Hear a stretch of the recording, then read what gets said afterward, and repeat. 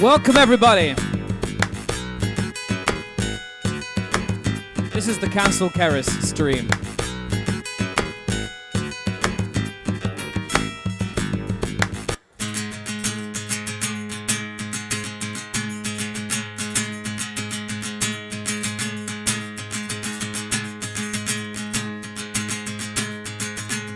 You don't want to know about suffering.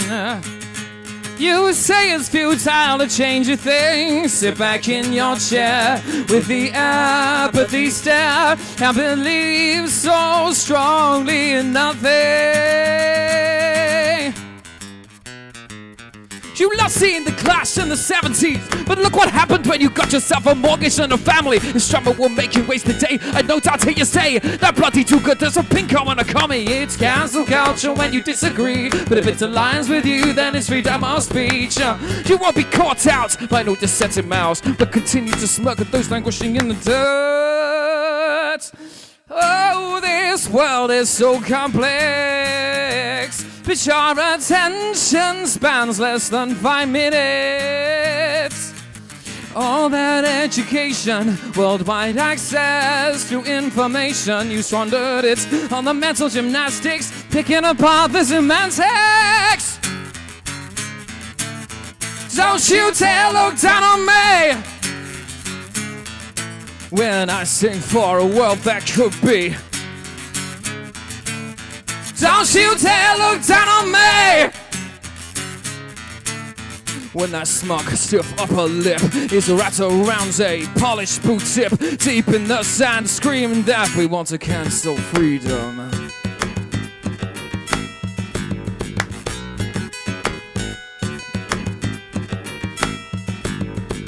As long as you're on the winning tribe, who cares about anyone's right to life? When you fall so short of seeking any truth, you pick out the lies most convenient to you to perpetuate a brittle worldview. You have so little at stake, it's easy to pretend that everyone else's problem is fake. Comprehending the facts, it seems, is too much to ask. The soundbite will leave your fear, but it's so much more complicated than that. Why is it all you achieve are the tears of those that disagreed? But when it comes your turn to cry, there'll be someone better off than left. Suck it up and get by. It's even as everything you put focused down the train, you'll always find people less fortunate than you to blame. How did you think that this world ever changed? If all the people stepping up to make a difference were all the same. Don't you dare look down on me when I sing for a world that could be. Don't you dare look down on me when that smug, stiff upper lip is wrapped around a polished boot tip, deep in the sand, screaming that we want to cancel freedom.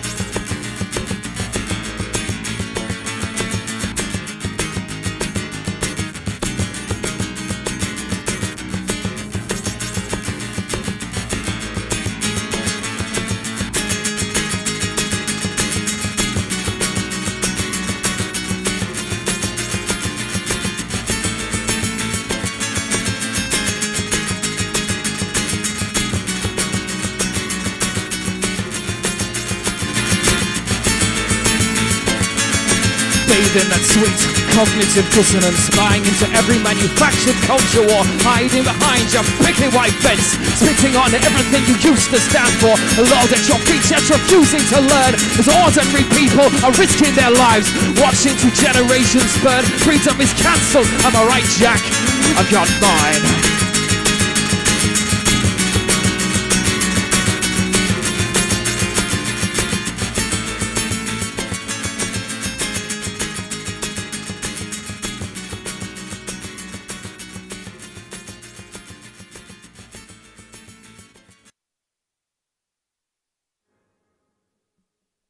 Welcome, my friends. How are we all doing? Thank you for joining me on the Confide Music YouTube channel. Lovely to see all your faces. If you could please help me out and destroy the Facebook algorithm with facts and logic by sharing the stream, I would really appreciate it.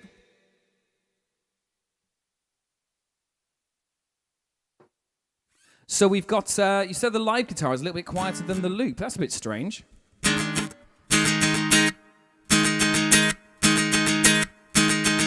Seems to be the same volume over here. That's very odd.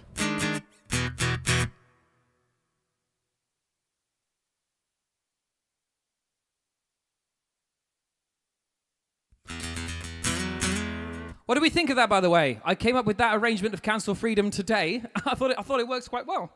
I had to miss out like one bit, but you know. But yeah, let's do some. I'm feeling really good. It feels so good to play another show again. But yeah, it's nice to do it on YouTube as well because no one pays attention on Facebook, do they? But if you could share the stream on your timelines, I'd really appreciate it.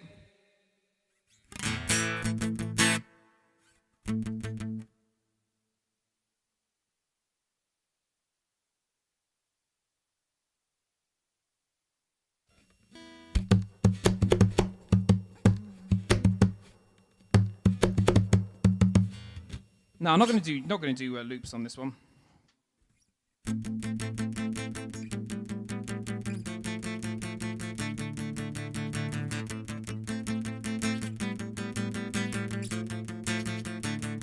You've been sucking tits safe in your cradle, giving the world but still how unable. Talk like a man, you watch on the dial. Hey, mommy and daddy, you think you did Jesus Christ?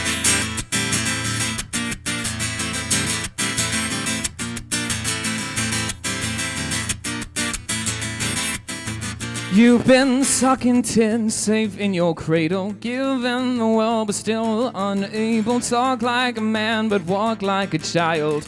Your day is coming despite your denial. Like a parasite, you've got the easy life. I'm the hand that feeds, you're the dog that bites. I'll be breaking your pride. You're sucking me dry. One day you'll realize you're no Jesus Christ. Jesus Christ. I dream of the day your eyes are it's open. You bitch your words straight up and start choking. Eyes are them the voice of the liar. The day is coming despite your denial. Like a parasite, you got the easy life. I'm the pen that feeds, you're the dog that bites. I'll be breaking your pride. Sucking me dry. One day you'll realize, why can't you realize? Breaking your pride. You're sucking me dry. One day you'll realize, you're no Jesus Christ.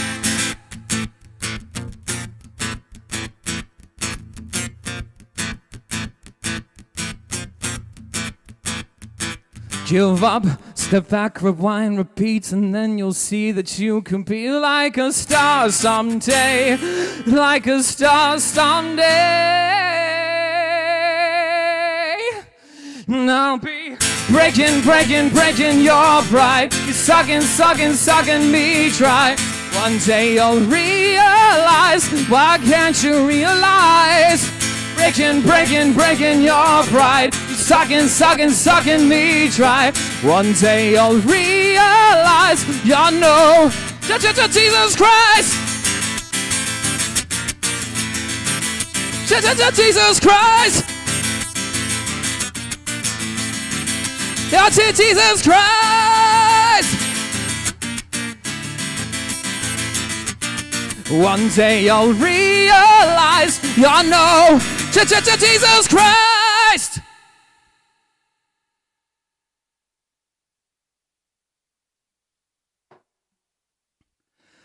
Oh, that felt good.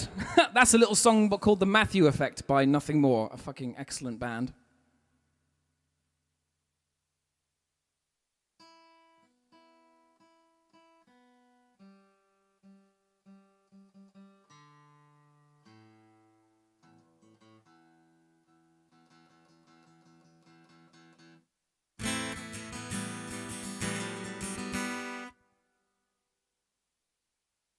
Okay, glad the mix is a little bit better now. See, it feels a bit better now here as well.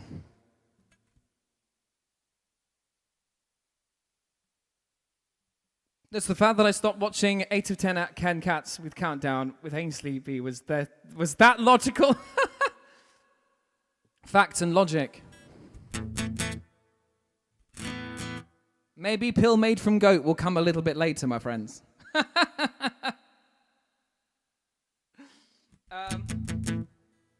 God, that felt really good to sing. Guys, cathartic.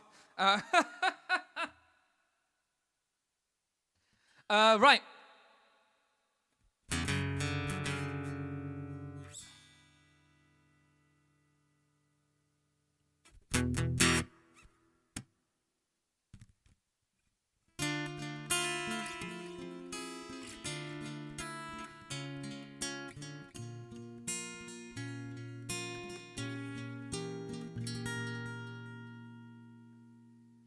I say, hey boy, sitting in your tree, mother always wants you to come for me. Don't be shy, straighten up your tie. Get down from your tree house, sitting in the sky. I wanna know just what to do.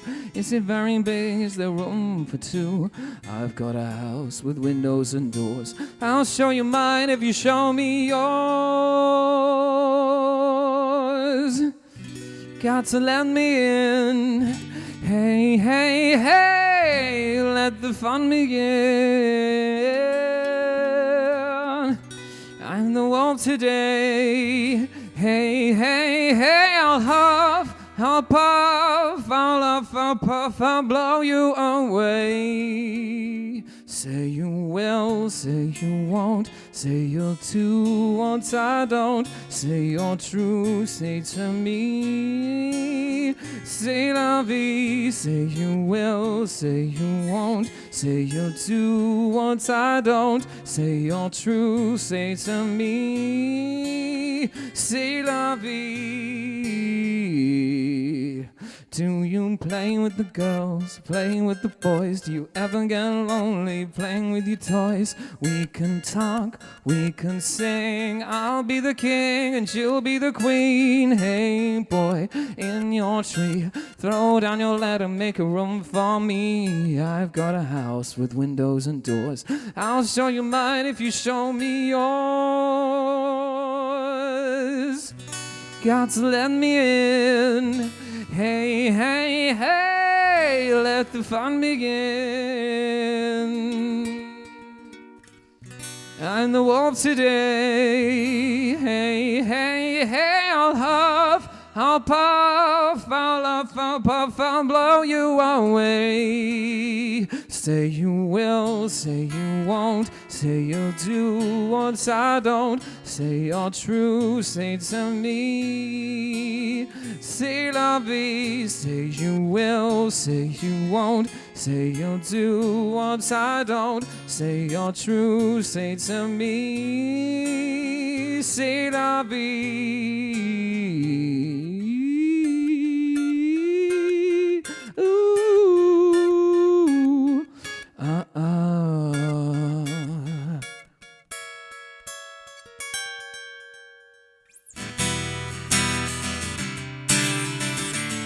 Oh,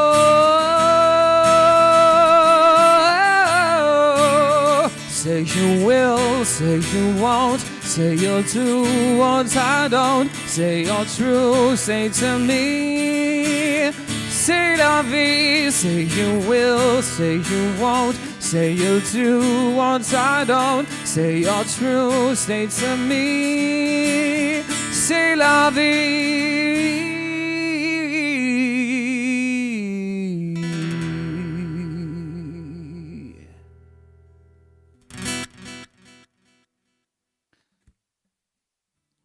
Hey! Thank you everybody that's joined the stream so far. We've got 16 viewers. Let's pump those numbers up. Those are rookie numbers. Thank you everybody who's joined. I really appreciate you coming to see me do my thing, sing some songs, and rip the absolute piss out of a right-wing nutter, which is going to happen a bit later. We're going to have lots of fun with it.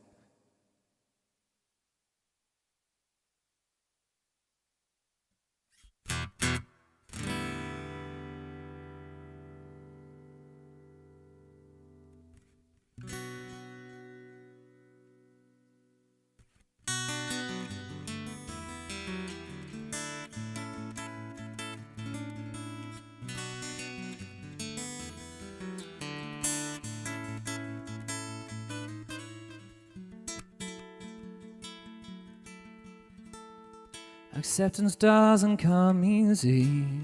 When the sand shifts under your feet, the only place that you feel safe, comforted by your own company. Suddenly out on the block, and yeah, it comes as quite a shock. Abandoning this precious thing is now a race against the clock.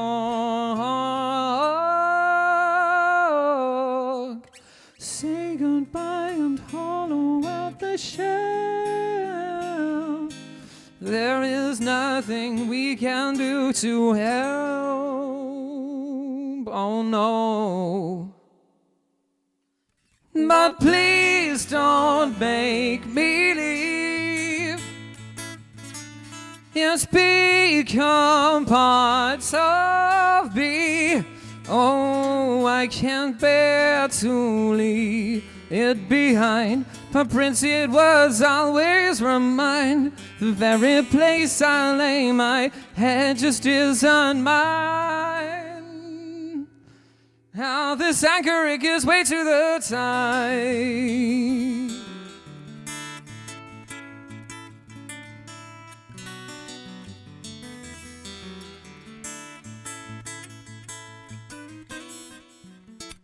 Oh God, the news cut like a knife. It's time to pack away my life, attached to these sweet memories, until the doorbell's final chime. It's like I'm losing an old friend on whom I could always depend. When all the years of laughs and tears are slowly coming to an end.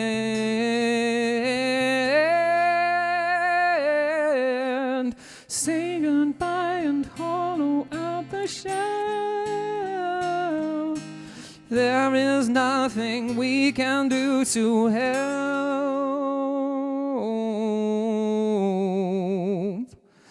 But please don't make me leave. It's become part of me. Oh, I can't bear to leave it behind. The Prince, it was always mine. The very place I lay my head just isn't mine.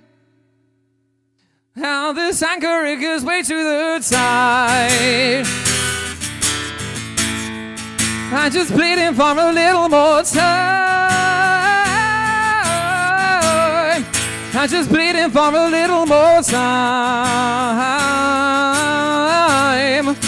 Oh, I can't bear to leave it behind. The Prince, it was always mine. The very place I lay my head just isn't mine.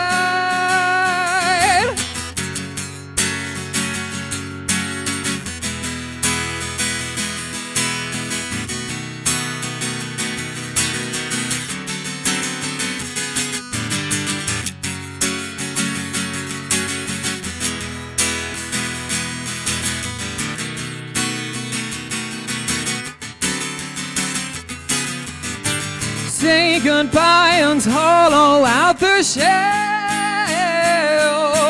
There is nothing we can do to help.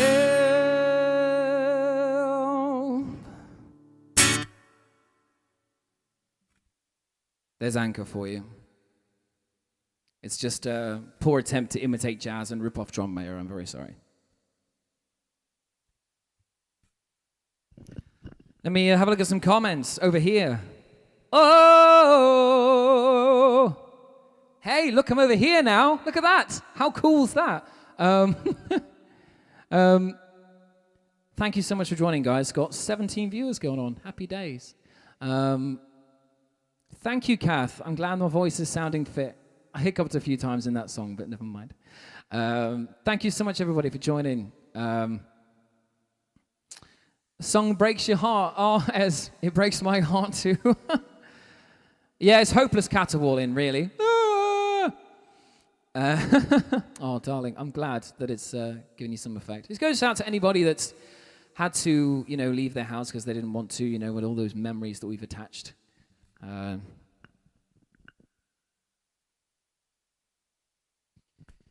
All the years of laughs and tears slowly coming to an end. So,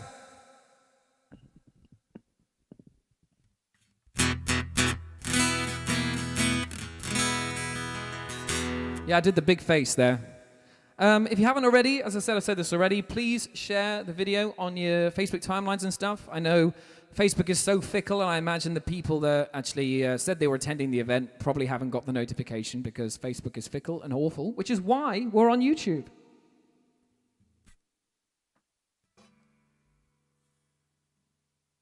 Tell you what, let's do an Instagram story right now. Oh, thank you for mentioning me in the story there, metal fans of the Midlands. The Slacks have always been incredibly lovely to me.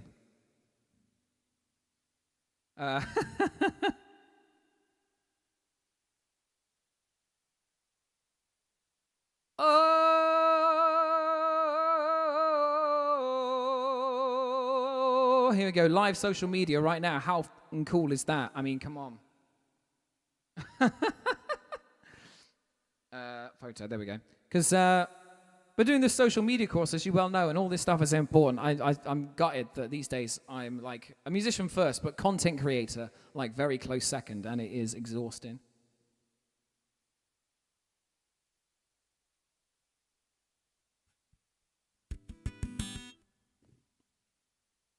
Hey, Tom, thanks very much. I'm glad you caught me on a day when my voice is feeling good. On the stream you saw, I was like, yeah.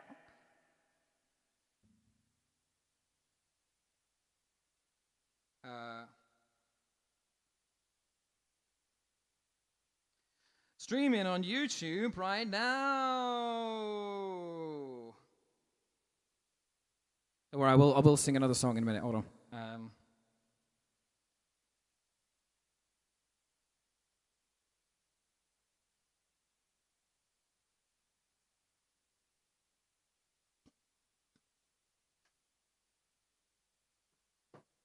Oh, hi, Jeanette. Thanks for coming along. Of course, I need your business.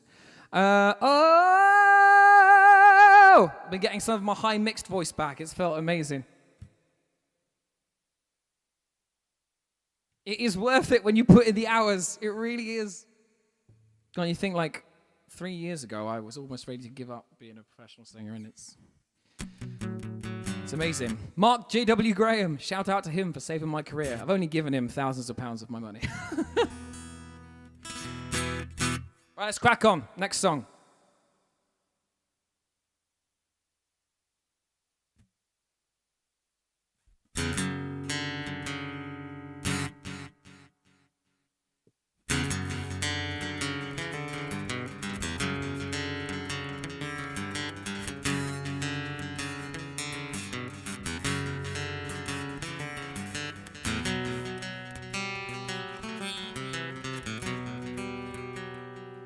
We are gathered here today to mourn the loss of our dearly beloved,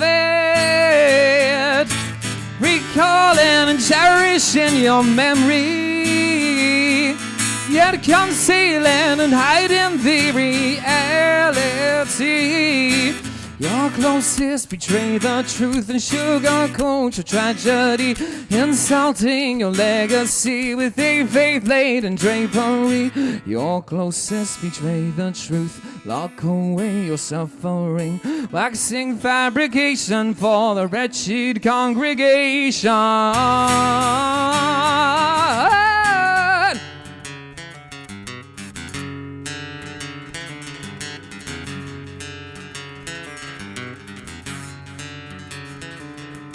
We are gathered here today to celebrate the joining of two families,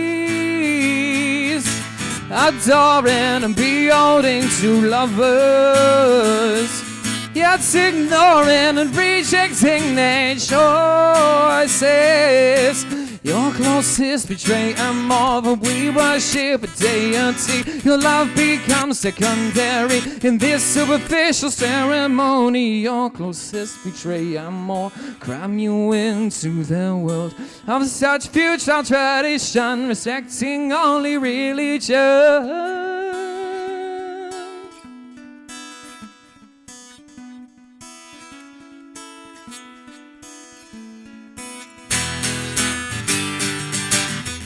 If your love holds any weight at all, you face up to any truth, no matter if it changes or frustrates you. If your love is unconditional, you would crave to understand and sympathize, not cooperate with lies.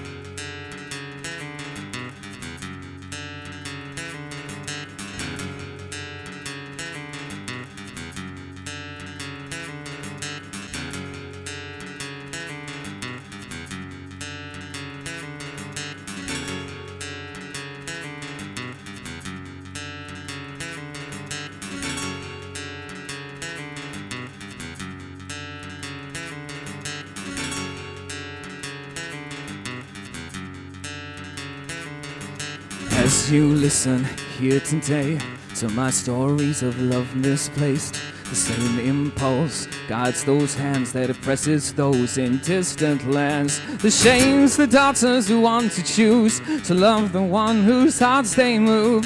Sees them ousted and disowned, beaten and left to die alone. The crowd dictates its narrow lies, it speaks how people live their lives. Moving mountains to shield themselves and protecting those in need of help. Is there a difference or disability? Your inconvenience, a liability. Fiction is meaningless if you will not see a person as whole, not just what you want them to be. If your love holds any weight at all, you face up to any truth, no matter if it changes or frustrates you. If your love is unconditional, you would crave to understand and sympathize, not cooperate with lies.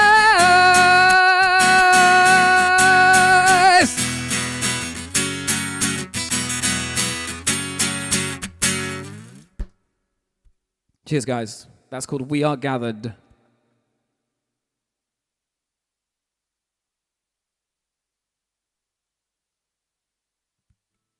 That is the main B-side for Cancel Freedom, which is only available on the Bandcamp. My friends, if you haven't already, please head over to the Confide Bandcamp, because I want to eat.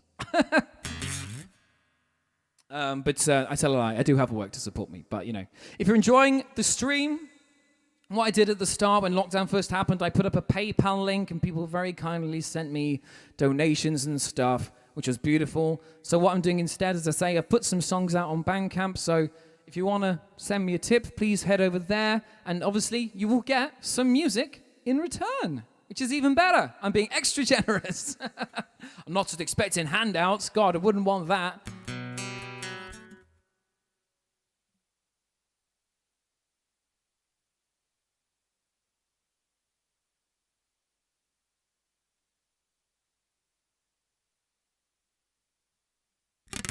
So, next up, what we're going to do. Oh, Mark, you've added me to your story. Let me see where I've gone. God, Instagram. That is what music is nowadays. Music is Instagram. They are one and the same.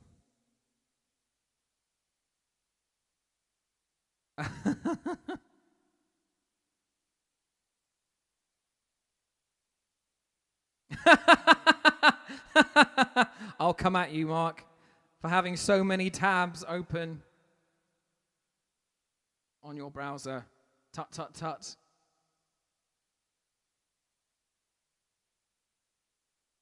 Still getting to grips with that one, by the way. That's the first time I've performed it live. Same with Cancel Freedom, actually. I've never done that one live before either.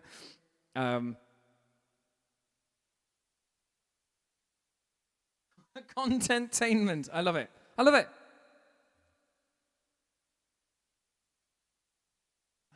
Just the tip if you want that sweet handout. Trust you, Will.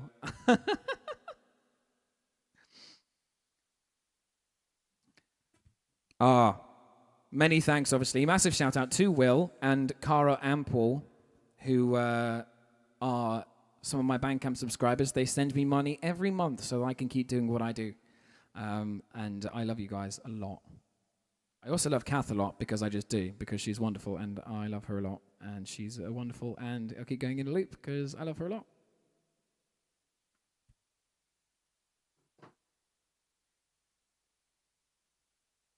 So,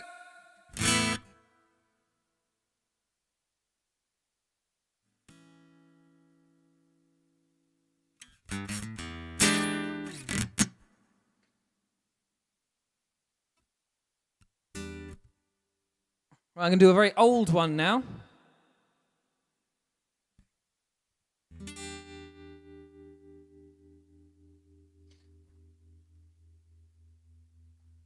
I can't believe it's taken this long for someone to sing you this song. Shut out all the blame. Their words are all in vain. There was nothing that you did to provoke or encourage it. The choice was theirs alone to ignore the word no.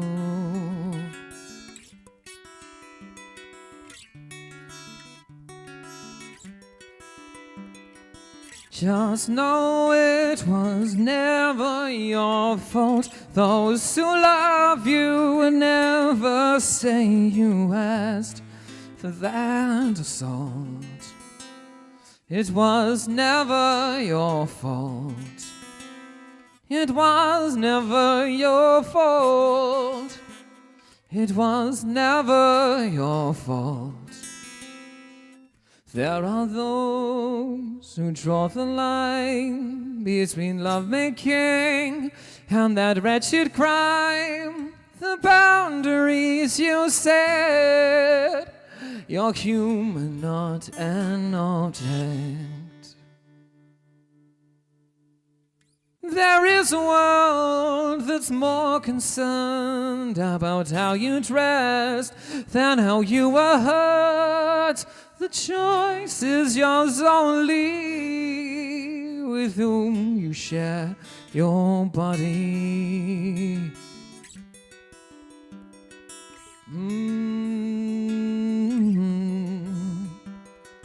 Just know it was never your fault. Those who love you would never say you asked for that assault. It was never your fault. It was never your fault. It was never your fault.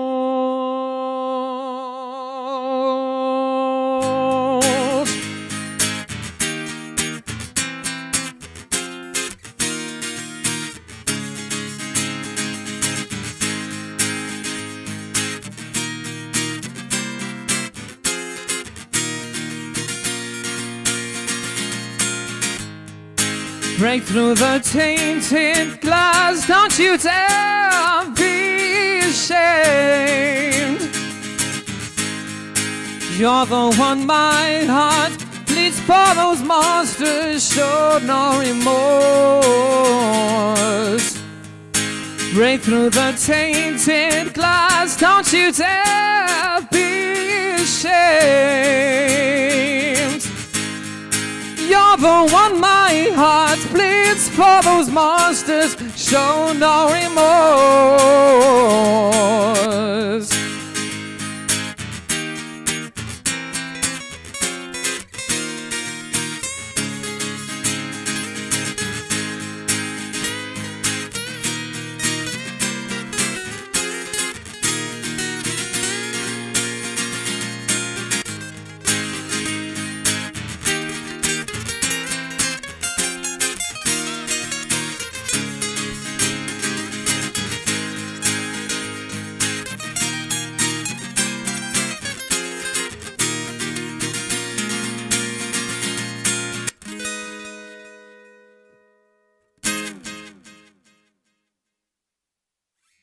There we go. That's one called Bleeding Hearts off the Unashamed EP.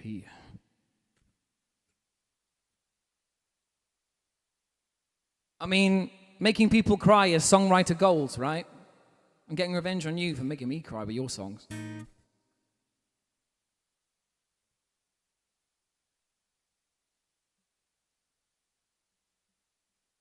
Oh, let's do a quick look on the old foot book.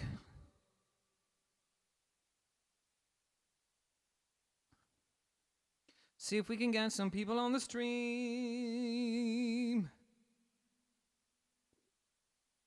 Oh no, we're losing numbers. Oh, sad.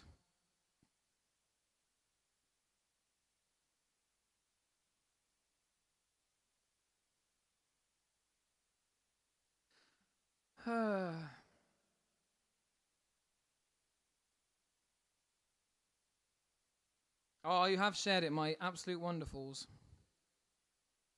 Cool. I should never trust Facebook notification. Facebook events. If 33 people say they're going to go and 13 turn up, that's actually a pretty good turnout.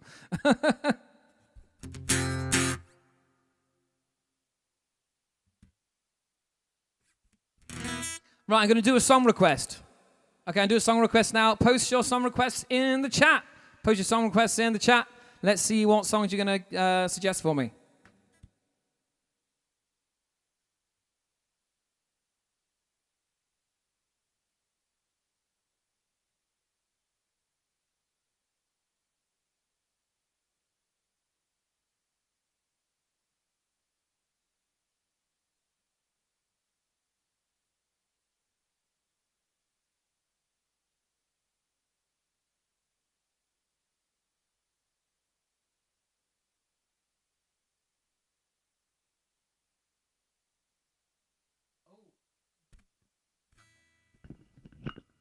Okay, sorry, I realised I'm not taking the... Got one request for Thin Kizzy. I'm assuming Thin Lizzy. Unashamed. Oh, Don Broco. These are all very tempting. Blaming the Victim. Super Freak. Super Freak. Super Freak. She's super freaky.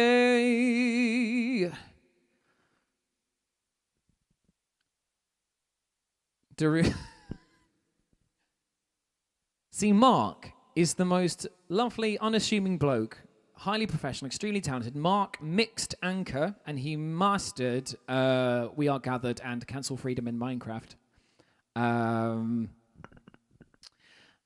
he's just the most lovely, unassuming guy. He does these wonderful videos about music production, but he's also a meme lord of epic proportion. He will dank on you, given a moment's notice, and you will be owned with facts and logic.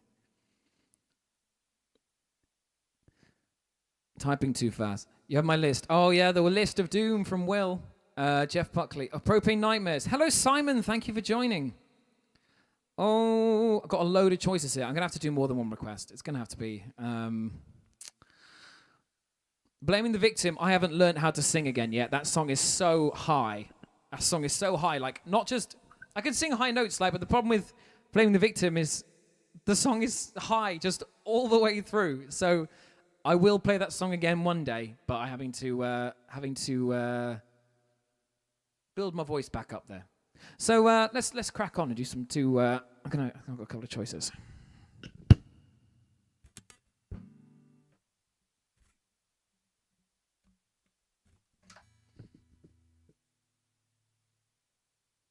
I need the lyrics for this one.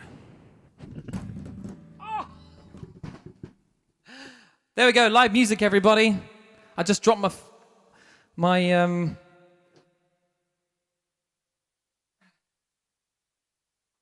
Not only did I drop my guitar, I dropped it on my foot. The very first gig I did with this guitar, I dropped it and damaged it.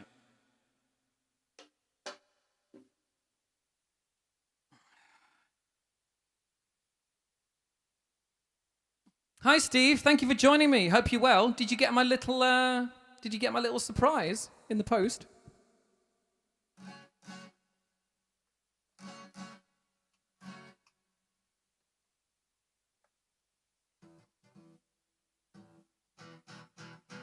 I'm getting no sound from this guitar now, that's worrying.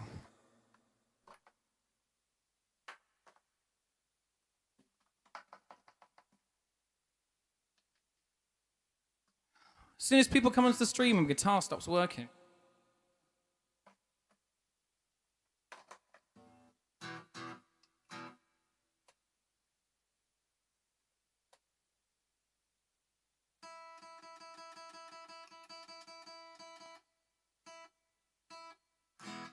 Okay, that's strange.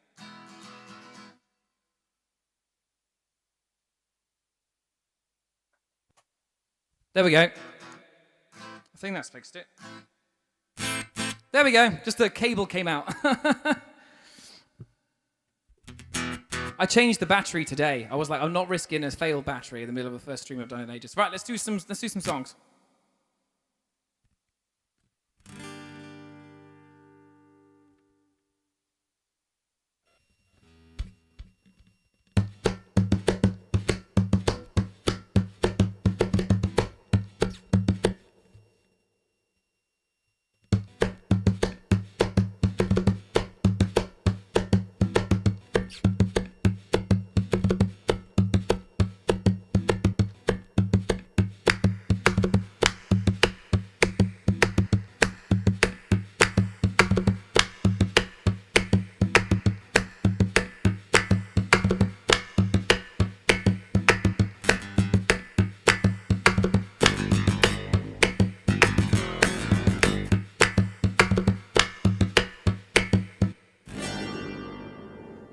Oh, yeah.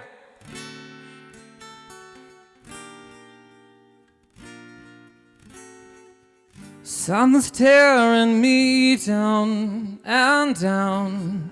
Can't help but feel it's coming from you. She's a gunshot bride, the trigger cries. I just wonder what we've gotten yourself into. In a trail of fire, I know we will be free again. In the end, we will be one. In a trail of fire, I'll burn before you bury me.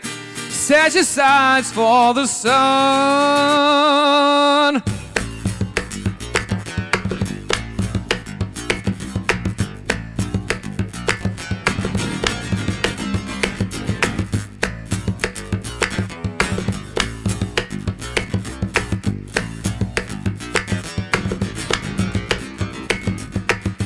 Flash the weed to charm the self. Heal the wounds, don't crack the shell. Raise yourself from once below. Mash the weed to charm yourself. Heal the wounds, don't crack the shell. Raise yourself from once below. Raise the anger, bring it on home. Bring it on home.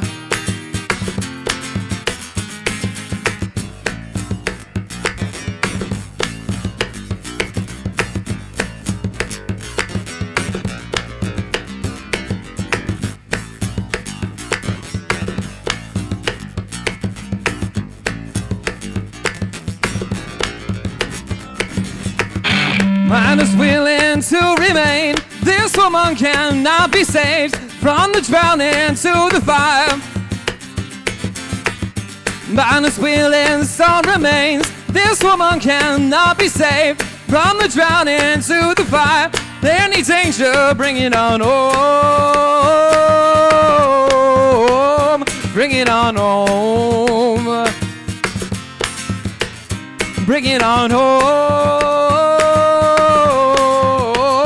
Bring it on home.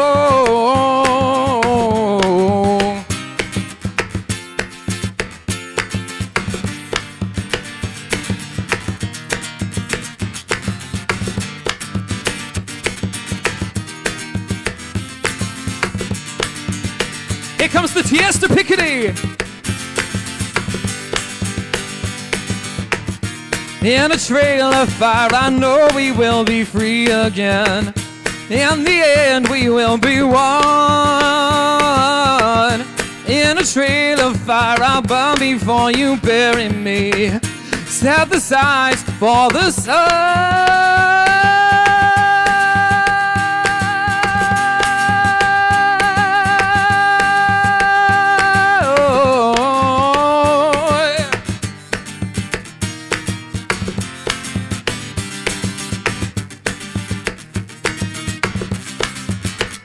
Bring it on home.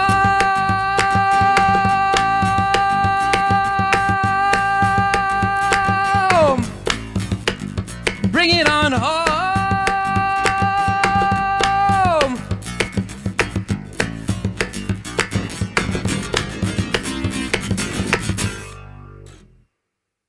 Not on that one for a while.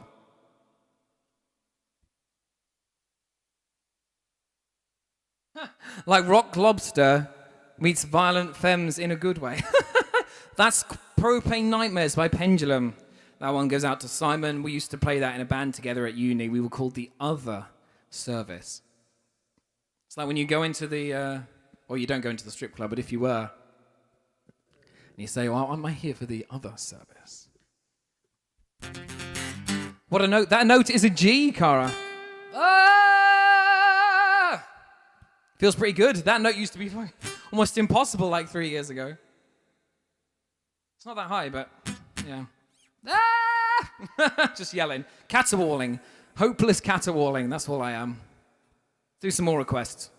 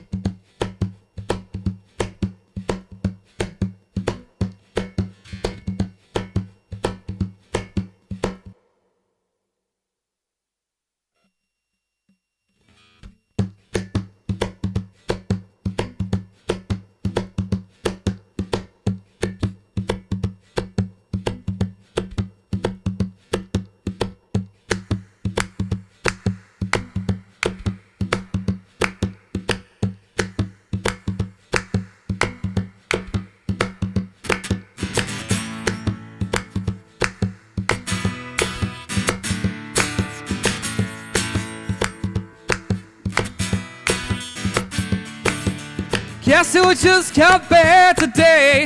Them wild them boys that have been away hadn't changed that much to say, but man, I still them cats are crazy. They're asking if you were around, how you was, where you could be found. Heard you were living downtown, driving all the old men crazy. The boys are back in town. The boys are back in town. The boys are back in town. The boys are back in town. Oh.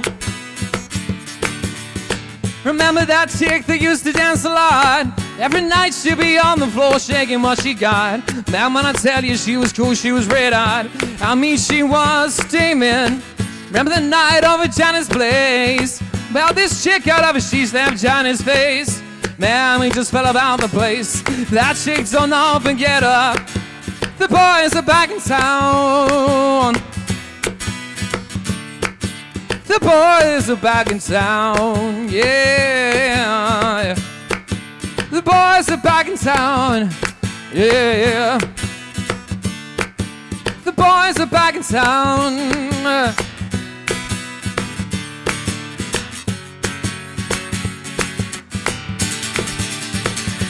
You spread the word around, yeah. Oh.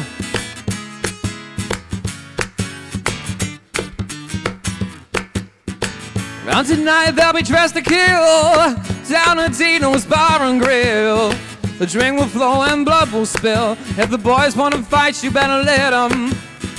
That jukebox in the corner blasting out my favorite song. The nights are getting long, but it won't be long. It won't be long till summer comes. Now the boys are here again. The boys are back in town. Yeah. The boys are back in town. Yeah. The boys are back in town. Yeah. The boys are back in town. The boys are back in town. Yeah.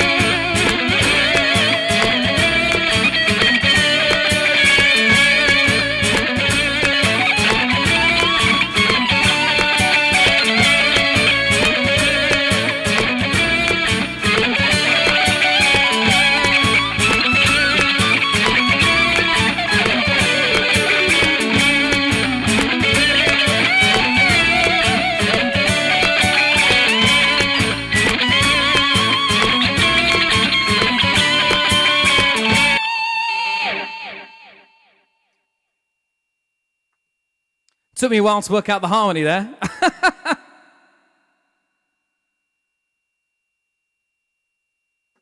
Wow, I've got 21 people on the stream. Hello, everybody. Thank you for joining me. Going to be doing a few more songs and then settling down into a bit of rigorous analysis, which I know sounds incredibly exciting. Oh!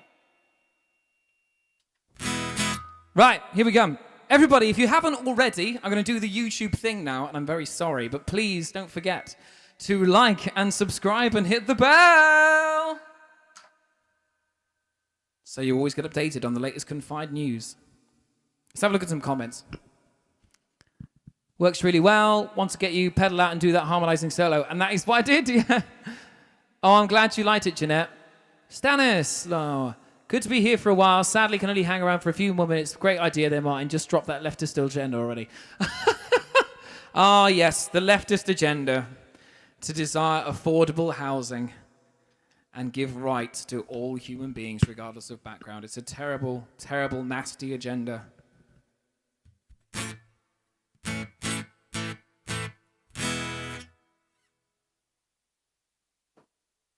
Right, so on that note, this is another cover. I'm going to get back to the original stuff very shortly, but countryside is dying. Closing village stores, where shepherds flock their flocks by night. The government burned them all, and here's another post office with boards across the door. While the rich folks came from London to breathe the cleaner air, they listened to the archers perform, no barbers would comb their hair, and they bought up all the houses so country people born and bred can't afford to live there. But the Countryside Alliance, we'll call them the cunts for short, they promised in defiance that a battle would be fought, and they ignored the real problems and just shout about their bloody sport. You can call it a betrayal, and it looks like that to me. You can call it a behavior, never wasted time and money. I've never been in favor of police brutality. When the Huntsman comes a marching, give him one from me. Officer, give him one from me. The cunts have come to London to show us all what for. There are only 20,000 of them dancing down to Whitehall, and they were such a bunch of thugs, the police arrested more than when 2 million normal people march against the war. You can call it a betrayal, but it looks like that to me. You can call it a behavior or a waste of time and money. I've never been in favor of police brutality. But when the Huntsman comes to marching, give him one from me. Officer, give him one from me. Where were you when the miners fought to save their livelihoods? You were dressed up in red velvet somewhere deep in the woods. You loved the fucking poll tax. You propped up Maggie Thatcher. You didn't give a fuck about Tony Blair till he threw your hobby back at you. The countryside is dying. Some say it's already dead. And the huntsman's got a boner as the dog rips the fox to shreds. Then he wipes the blood on his daughter's face and drags her back to bed. You can call it a betrayal, but it looks like that to me. You can call it bad behavior or a waste of time and money. I've never been in favor of police brutality, but when the Huntsman comes a marching, give him one from me. Give him one from me. Give him one from me. Officer, give him one from me. Fuck the Tories. Right. So, let's do some more original shit.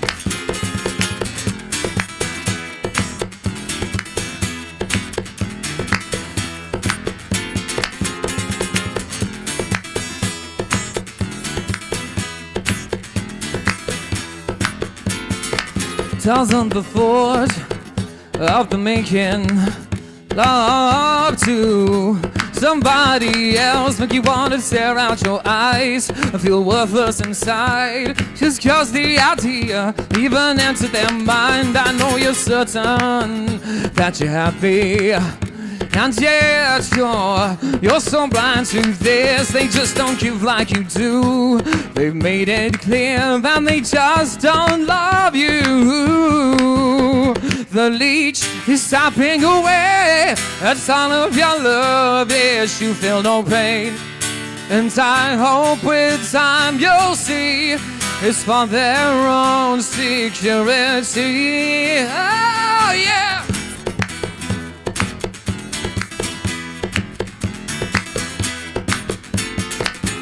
Can you picture the betrayal?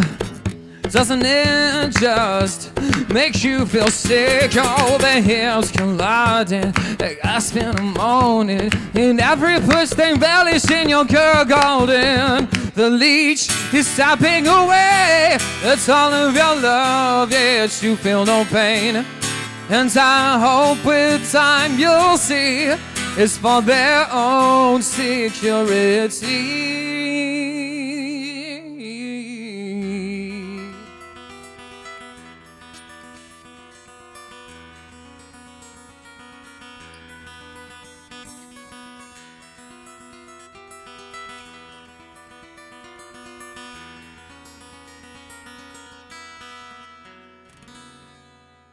Under your clothes is not where they want to play. It's in denial where their interests lay.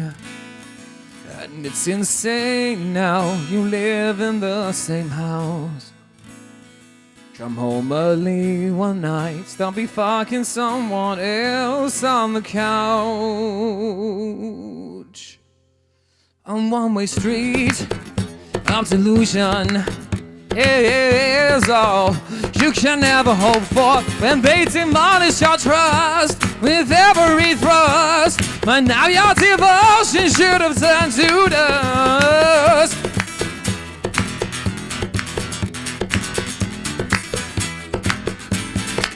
Oh, the leech is sapping away. That's all of your love, yet you feel no pain. And I hope with time you'll see it's for their own security. Oh, the leech is sapping away. That's all of your love, yet you feel no pain. And I hope with time you'll see she feels nothing but greed. And if she gets down on their knees, it's not you they want to please.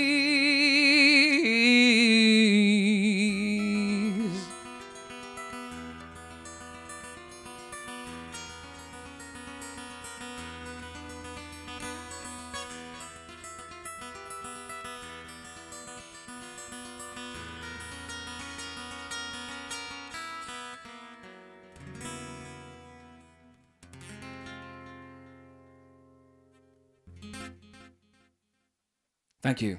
I think I need to practice that one. I felt a bit difficult to sing. I am having to do a lot at once. Love seeing how the song has evolved. Thank you, Jeanette. Yeah, it's a very old song, that one. I do prefer this version. While you're playing acoustic, Lefty People, how about Grace Petrie? I've never learned any of her songs, to be fair. I should do, though.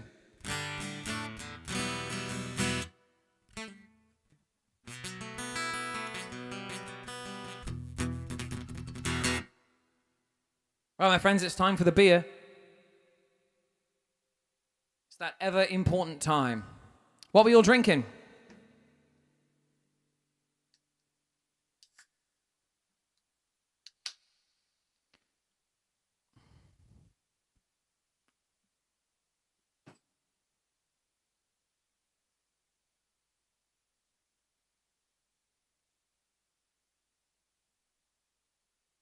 Once again, if you haven't already, please remember to subscribe and click the bell if you've enjoyed what I do today. This definitely won't be the first one I do. I always do a live stream with every single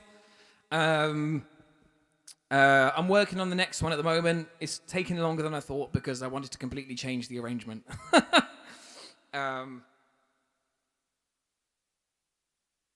Hello, Kerry. Have you enjoyed the stream so far?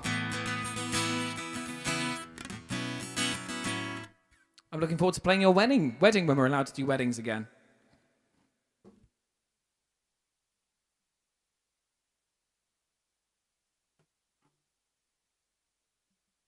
Gin with a grin, like that Shindo track.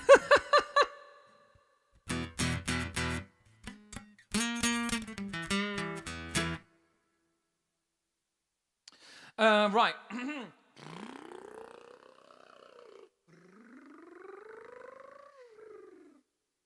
Newton Faulkner Gone in the Morning. I don't know that one. I can do some other Newton Faulkner for you, though.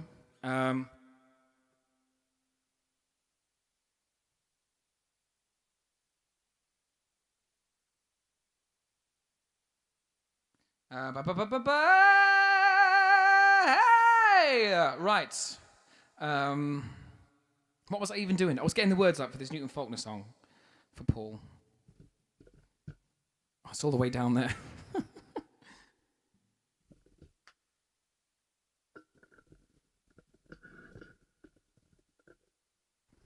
Do a Liam Gallagher. Yeah, right. Guys, I really appreciate you tuning into the stream today. I feel like the last few streams I've done have not been very good. I feel like I'm smashing it today. But thank you for sticking with me. It's a shame I had to come at a time where I was being involved in a load of YouTube drama. That's how you know you made it, when you're involved in YouTube drama. A couple more songs, then I'll be going through the Daily Grift's bad faith takes on me, and we can all have a good laugh at her expense. Now,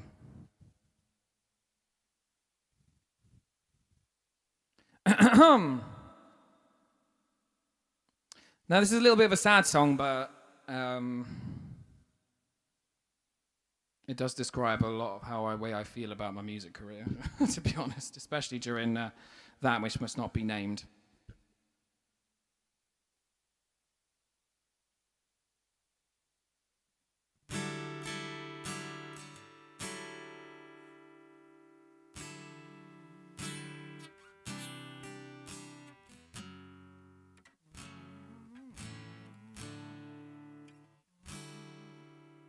Those are not the right chords, ultimateguitar.com. Those are not the right chords. Bear with me, people. I will do some Rage Against the Machine, defo.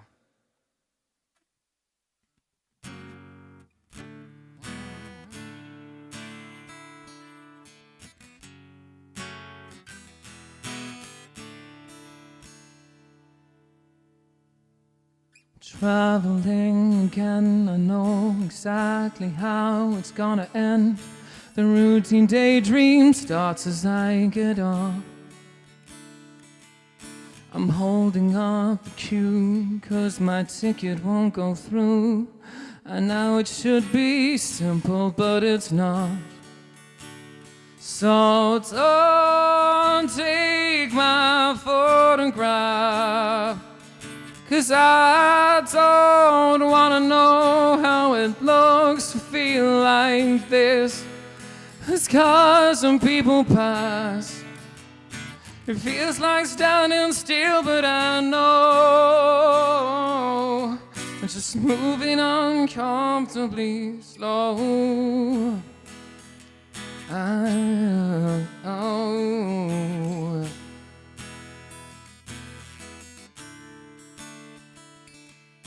Something's gotta change. I know I'm lucky in a lot of ways. So why do I want more than what I have? Brace myself to hear the lies. I wonder if they know that I don't get the jokes, but I just need to laugh. So don't take my photograph, 'cause I don't wanna know how it looks to feel like this. as cars and people pass. It feels like standing still, but I know I'm just moving uncomfortably slow.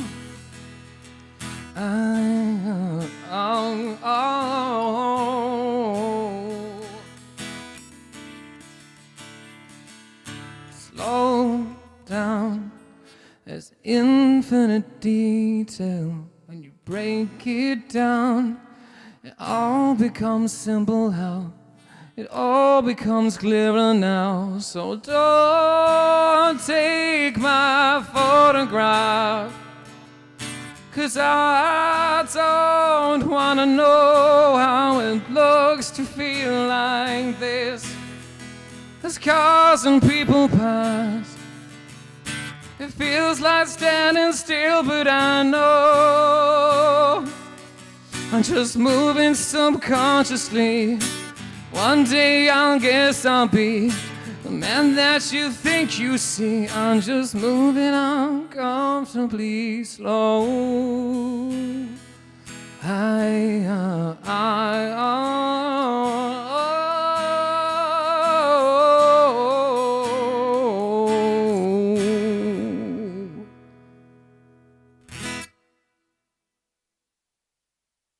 That song gives me the feels.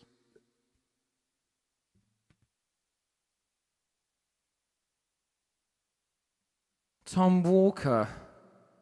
Oh, you know what? I went to see him in Rock City like 3 years ago. He was very good. Unfortunately, I don't know any of his songs, unfortunately.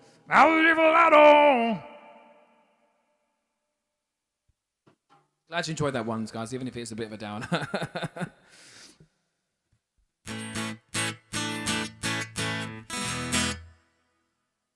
Thank you. I'm glad you liked it. It's it gives me the feels.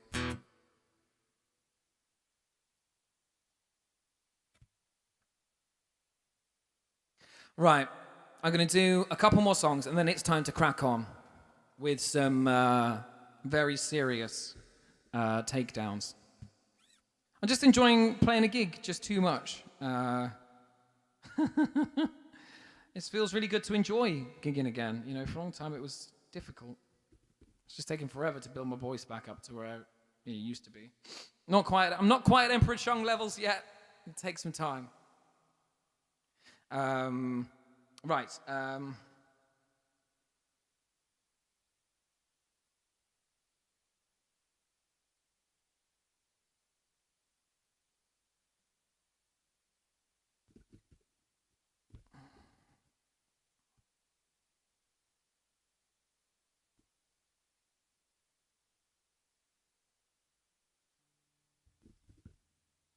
Sorry, I'm trying to find the lyrics to this one. Bear with me.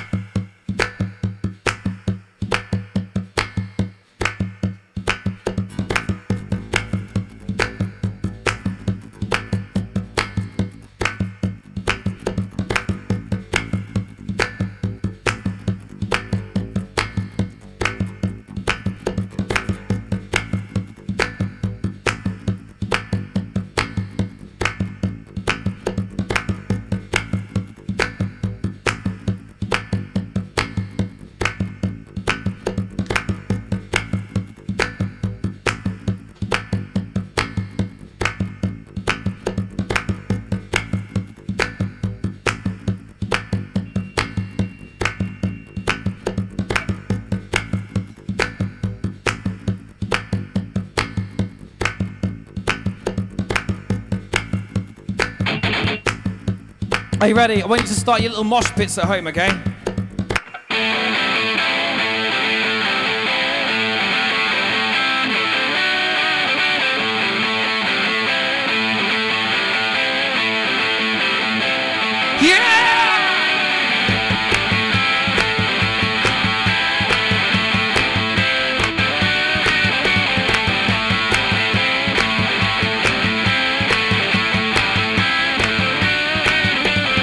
fires my expense, the scope of my desire. Jesus blessed me with his future, and I protect it with fire. I am the Nisa, the Pizza, the Santa Maria, the Nusen, the racist, the fields of Asia, the ancients of forage, the priest of Hiroshima, the cause of my desire. Sleep now in the fire. Hey, hey, sleep now in the fire. Hey, hey, sleep now. The world is my expense, cost of my desire. Jesus blessed me with his future, and I protect it with fire.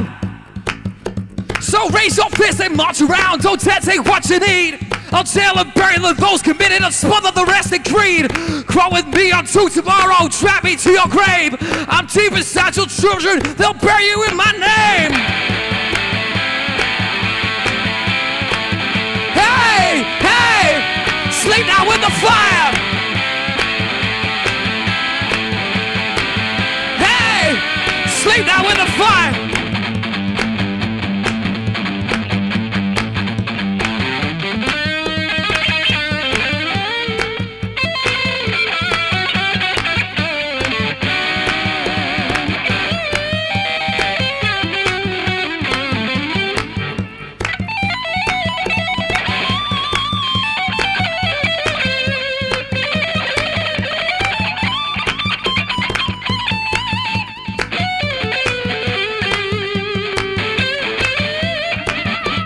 For it's the end of history. It's caged and frozen still. There is no other pill to take. So swallow the one that makes you ill. The Nina, the Pizza, the Santa Maria, the Nuxen, the rapist, the fields of Asia, the ancients of Orange, the priest of Hiroshima, the cause of my desire. Sleep now with the fire.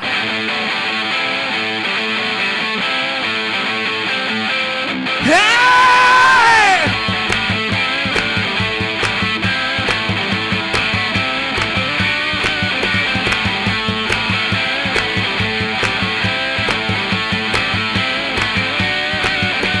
Sleep now with the fire! Sleep now with the fire! Sleep now with the fire! Sleep now with the fire! Thank you very much. That felt really good.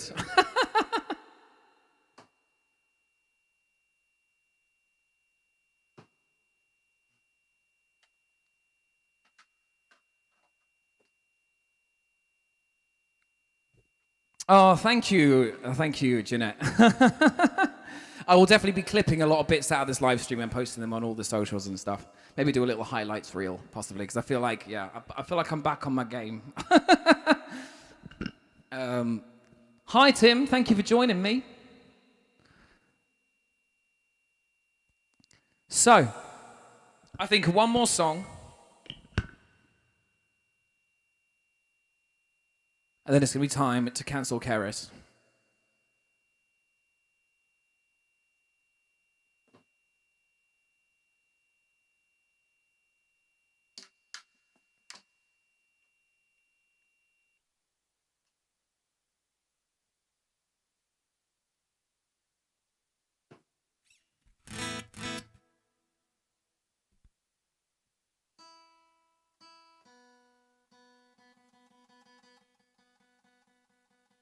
There's only one pill to take, and that's the one made of goat.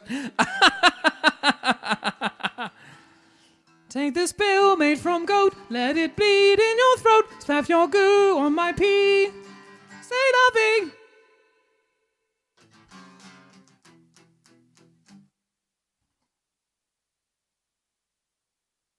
Oh, hey, Ryan, you've just arrived in time for the final song. Well, no, maybe it won't be the final song. Maybe I'll go through this. Tell you what, I'm going to do some performance after we've done the takedown, I reckon. I'm going to do some more songs later. But as I say, the stream will be up later on, to watch back, and I will be posting like a highlights reel as well because I felt really good about tonight's performance.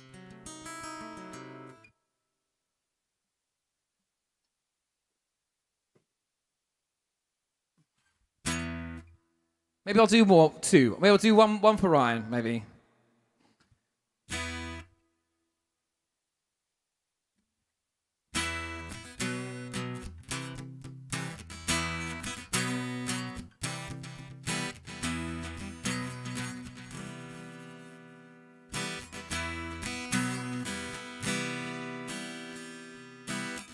Whatsoever I feed has come to light.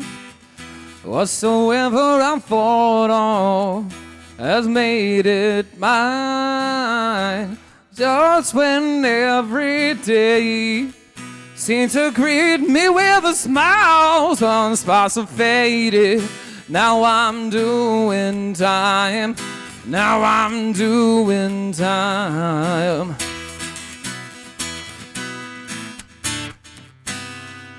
'Cause I fell on bad days. I fell on bad days. Whatsoever you failed has made you blind. What you wanted to be yours has made you blind. Don't you lock up something that you wanted to see fly? Hands stop shaking, oh, I'm tired.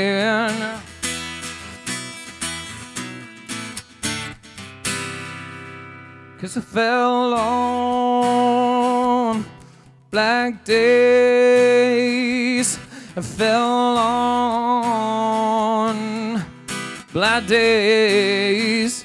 How would I know that this could be my fate? How would I know that this could be my fate?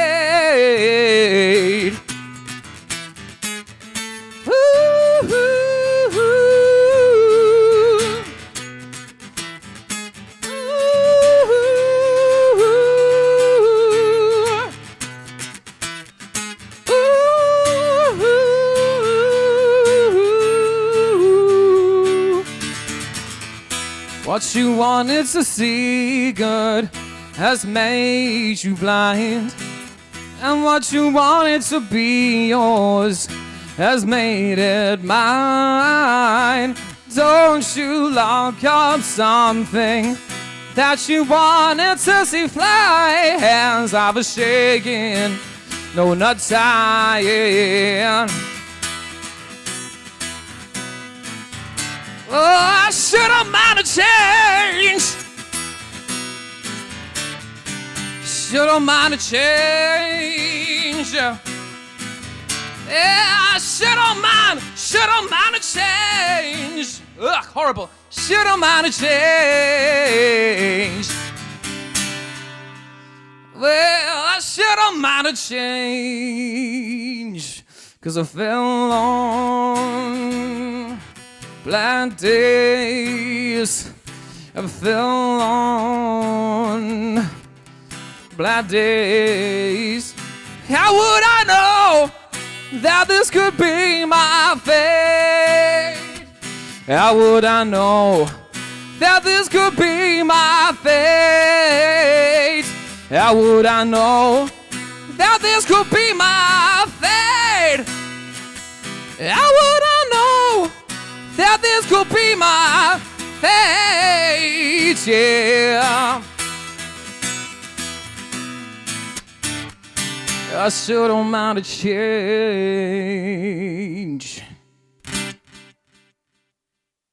Bit off more than I could chew there. Should have done that one earlier when my voice wasn't tired.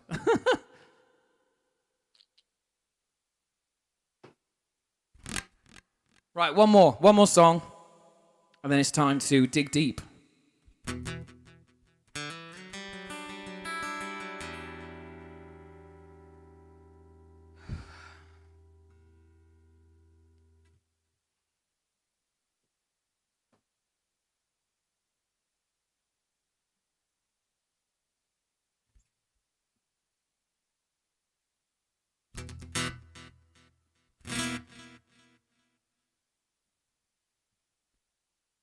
1 1 1 1 1. Okay, that's all right.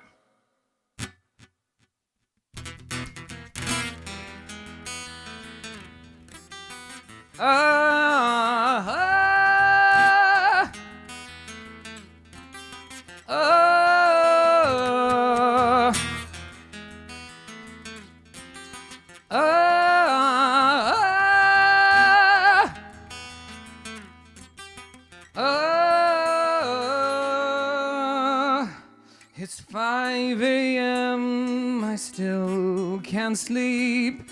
The future's looking ever bleak. Everything I've built's come crashing down. The smiles I used to bring to all have turned around and closed their doors. The laughter's vanished in this new ghost town.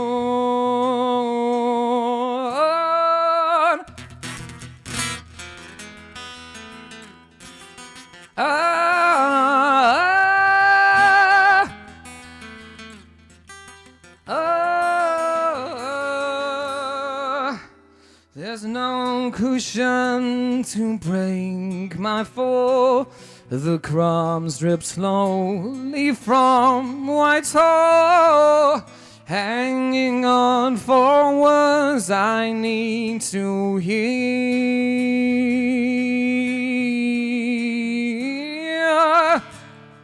We're here for you, it'll be alright. Don't lie awake, panicking through the night. Just give it time and you will know just how far all those who love you go.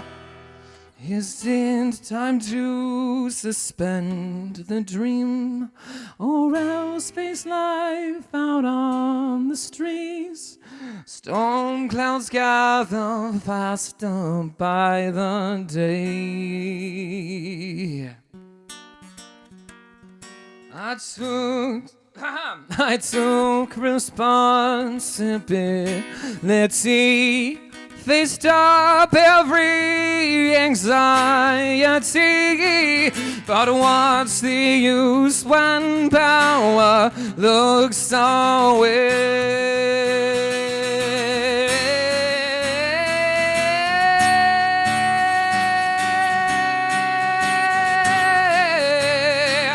Don't lie awake, panicking through the night. Just give it time and you will know just how far all those who love you go. We're here for you, it'll be alright. Don't lie awake, panicking through the night. Just give it time and you will know just how far all those who love you go.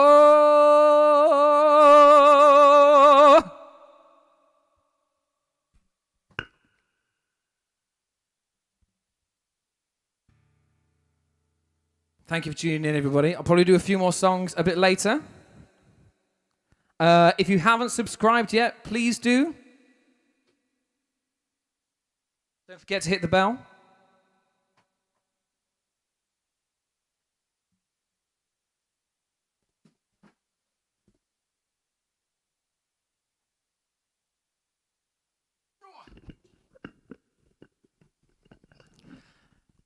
I'm glad you liked it. Thank you. Again, my voice is tired now, so I messed up the chorus. But yes, thank you. So what we're going to do now, some of you might know I've been embroiled in a little bit of YouTube drama. So we're going to sort of deconstruct that and just put everything to rest, to be honest. Bear with me a minute. Do you have any questions, by the way? Let's have a little chat. Have you got any questions for me? I should probably talk about my single. So what happened was I did a single called Cancel Freedom. Finally took the mask off, as it were. The reason I put Confide as my original music is so that I can be myself, separate from Martin Jackson, so that I don't, upset anybody when I'm trying to get wedding bookings. So yeah, it's a single called Cancel Freedom. I'll put a link to the Bandcamp. If you've really enjoyed tonight's performance, please go over there, and if you could buy some music, that would be amazing. Say at the start of the lockdown, people were sending me little PayPal donations. This time around, I'm able to give you something back as well. So some extra music. So if you head over to Bandcamp, if you don't already support, if you already support me on there, like Will and Cara and Paul, don't worry.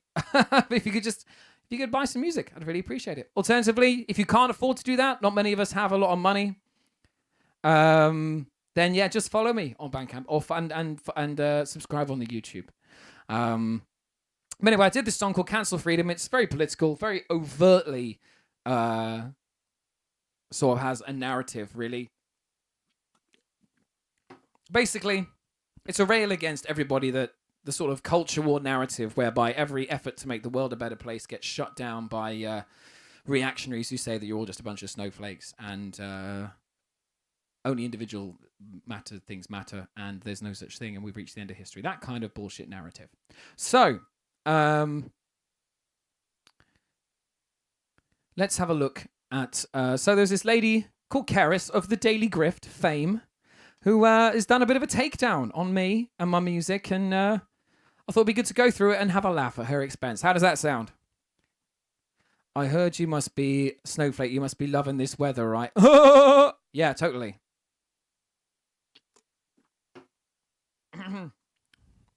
No, as a pathetic millennial snowflake, I need blankets all the time and cuddly toys to keep me warm, so I'm not a fan of the weather at all. I'm so glad you enjoy it. I've just had some comments come through. Thank you so much. I'm glad you liked it. So I did give it some during Rage Against the Machine, and that that sort of just shouting is bound to knack your voice if you're not doing it properly. And I don't shout very often, except in Cancel Freedom. So let's have a look. So she's got a load of bad faith takes. Let's have a bit of a laugh and see what she's all about. Once again, remind ourselves. I'll tell you what, I'm going to move the YouTube chat window into a different window so I can actually have a chat with you all while we're doing. Okay, cool. Oh, see the little flip keeps coming in. Oh, marvels what a little break will give your voice, you know. Right. So,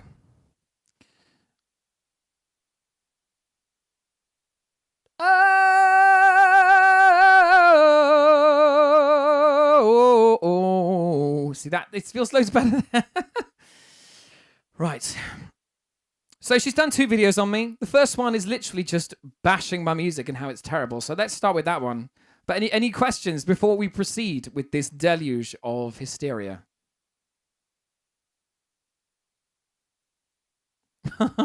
Stuff done. Hey, I don't have Sally the Squid with me today, but if I did, he'll be making a full appearance.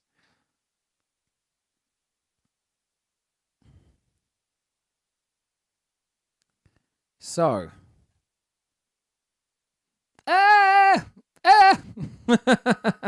let's bring that on screen. There it is. Boom. Like an internet. Look at that. I've done an internet.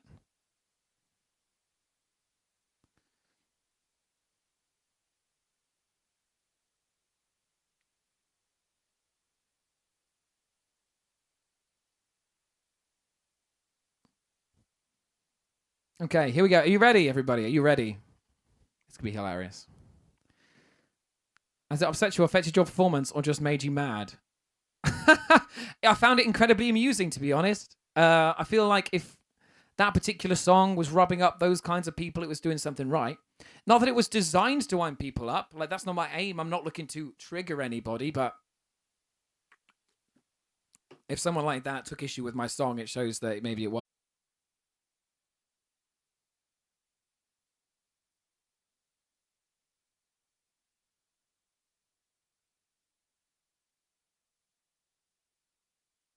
Okay, we're back. We're back, everybody. Sorry about that. My OBS just crashed for no reason at all. All right, here we go. Let's go. I'll put in one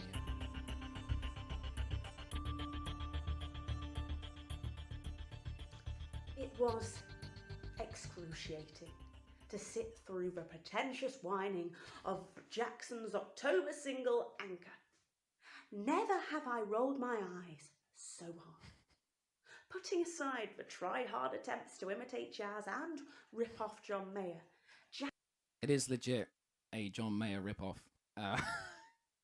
in places.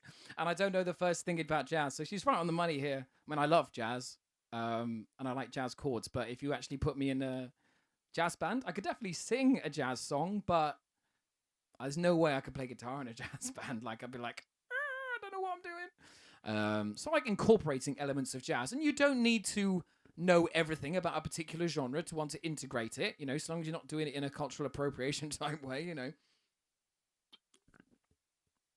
But yeah, so whatever. You don't fucking genre purity, we don't get that. So hang on, where are we going?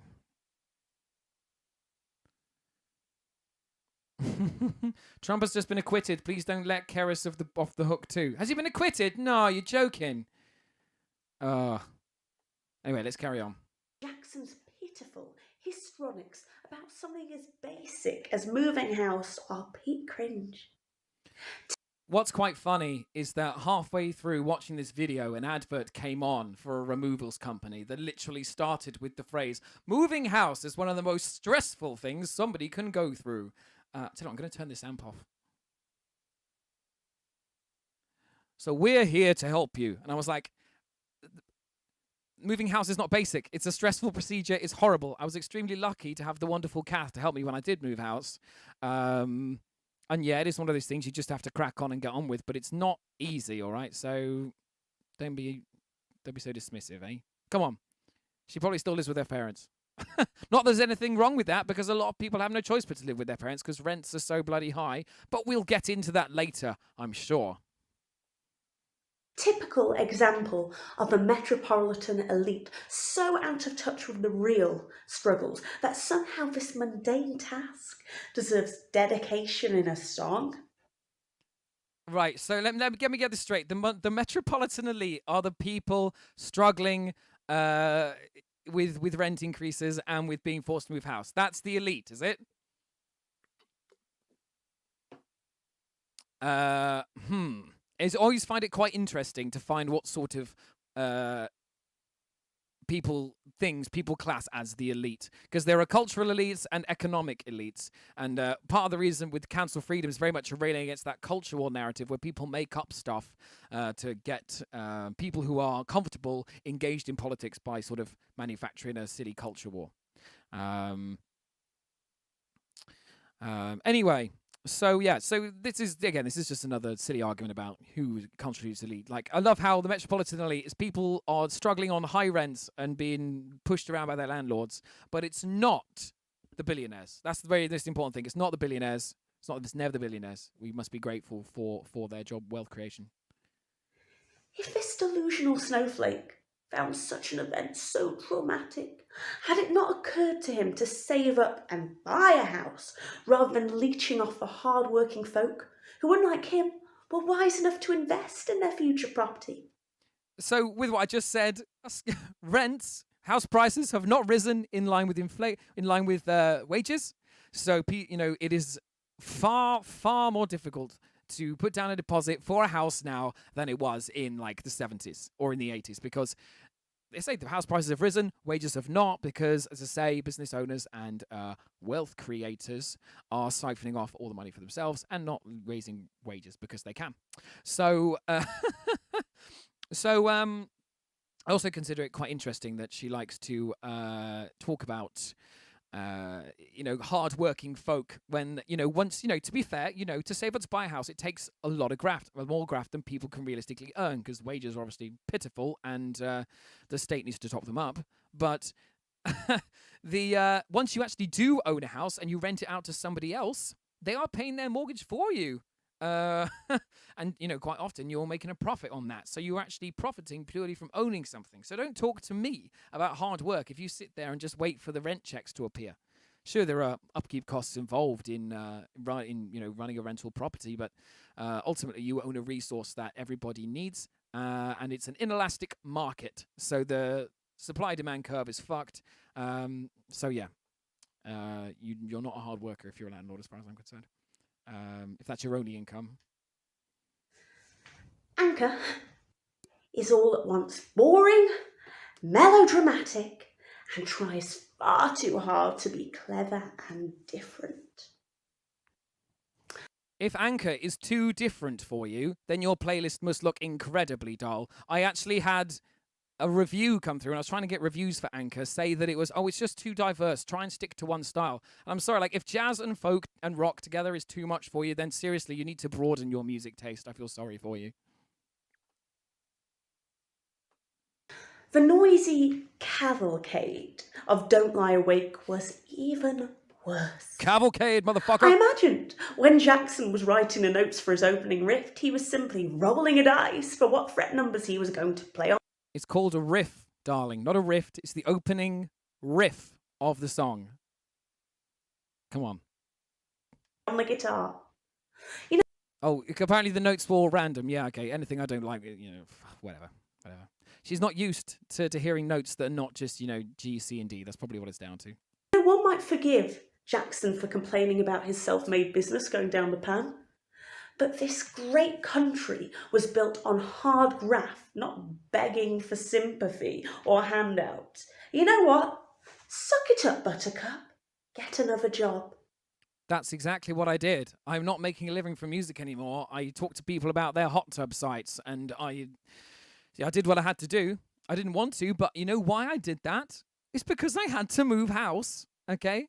And to be honest, it seems a bit rich to be talking about how handouts are bad during a national pandemic, don't you? When businesses literally cannot operate without endangering people's lives. I think the state should have a role to play there. There's a reason that this country has the worst, you shall not be named, rate in the world. It's because the economy is obviously important, but it's been, to be fair, I don't think I say economy. What I mean is the profits of the 1% are being protected over the lives of, our citizens. And when we talk about the economy, like small businesses and the independent business, they're the ones that have suffered. Anyway, I digress. Don't Lie Awake tries to sell this entitled moaning, which appeals to hope and unity in its cheesy as hell chorus. But it's clear. Oh, I tried so hard to make that chorus not cheesy. Is it cheesy? Chat, tell me, is my chorus of Don't Lie Awake, is that cheesy? Or does it just give you good feelings inside? Or both? Also, I have Don't Lie Awake t-shirts. They're on Bandcamp. Please buy one. That the only thing on his mind really is, where's the next avocado sourdough coming from? Well, I don't like avocados. Anyway, and yes, to be fair, the avocado sourdough, the fact that, I'm willing to spend so much money on that kind of thing is the only reason that I haven't bought a house. That's literally it. Because all my income goes on eating out. And that's literally the only reason. Nothing to do with house prices not rising in line with wages or anything like that. Not to do with wealth inequality or poor equality of opportunity. Nothing to do with that. Even as a privileged demographic that I am, a cis-het white man. Cheese, of course, it's cheesier than what says. It's cheese-free zone. Oh, we got some debate in the chat going on whether my song is cheesy or not. The chorus is epic. I'm glad you like it, Ez. How is avocado amazing? It tastes like soap. We don't buy it. It gets worse. Alongside this hopeless posturing comes a nice big dollop of millennial promiscuity. There's no such thing as promiscuity, sweetie. Whatever happened to family values? Both the vomit-inducing 2016 single Unchained and the, quite frankly perverted cover of that innocent childhood classic Sailor V. Big shout out to Melissa Crane in this video. There she is. Look how wonderful she is. Also, C'est La Vie was never innocent, darling. I'm sorry to inform you. I don't know if you've researched the song at all. Obviously, it comes across as a lovely, happy-go-lucky song for the playground. But unfortunately for you, it was coded in a way so that adults could enjoy it. So if you actually read between the lines, the song is actually just about sex. So I figured a brooding, sensual, gothic metal cover was entirely appropriate and actually probably more relevant to the source material, so you can shove it. Promiscuity for the win, indeed. Reek of loose morals, sexual deviancy, poor character, and an obsession with the base instincts. I'm all about the sexual deviancy, baby. I'm all about the base instincts. Give me all that shit. I fail to see the problem. And as for loose morals, to be fair, I don't know how you can claim to be an arbiter of morality there, Cerys. If Jackson had his way, all our daughters would be the worst sluts imaginable. Talks about morality and then calls women sluts. I'm sorry, you can't you can't carry that mantle, I'm afraid. There's a million... Slut is just a word for they're doing something sexual that I don't approve of. Because guess what? Everybody has sex differently, and everyone has sex with different people in different contexts, and none of it, if it's all consensual, is any of your goddamn business. So you should suck it up, Buttercup. You do have a song called Promiscuity, yes? Didn't you write that with little lady? What's her name? She sings like this, and she's very, very good. Robin. That was it, Robin. Whatever happened to her anyway? I see her pop up on Instagram now and again. Anyway, yeah, so yeah, slut shaming is bad. Don't call women sluts. Don't call anyone a slut because it just boils down to insecurity and jealousy, really, to be honest.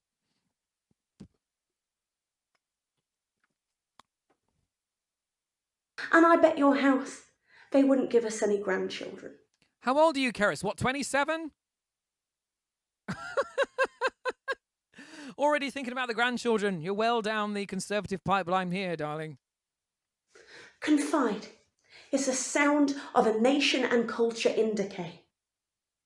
What is it going to take for us to wake up to these threats to everything we hold so dear? What is threatening about what I've done? I don't get it. I just don't get it. Anyway, that's the end of the first video. Any questions so far? I'm going to close that down just for a minute. I've lost a few viewers now.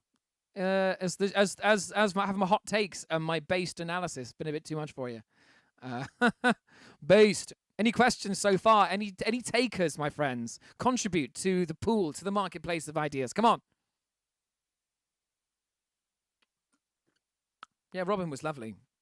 She's still around. I say she pops up on Instagram now and again. I just I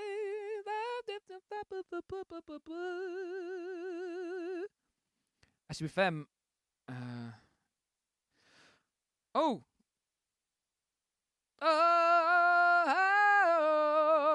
Right, so no questions so far. Should we crack on with the next video then? This is where the juicy stuff happens. That's mostly just personal attacks and just taking her bad music taste. I bet she listens to jazz as well. It's just, hey, don't knock jazz. I love jazz. I'm sad that I couldn't incorporate jazz in the best way possible. Is it true your guitar sends out penis-shaped sound waves that tickle everyone in the face? No. No, it's not true, unfortunately. My voice does, though. Yeah! Your girlfriends are pregnant now. No, please don't be pregnant. I don't want any children. You and Cerys should go on the Rubin report.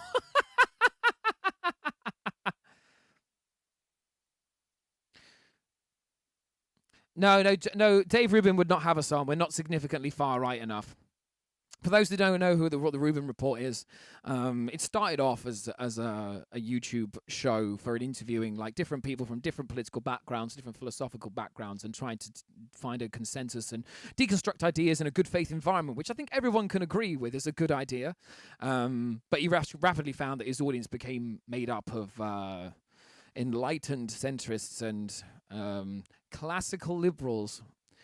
And just straight up white supremacists, to be fair.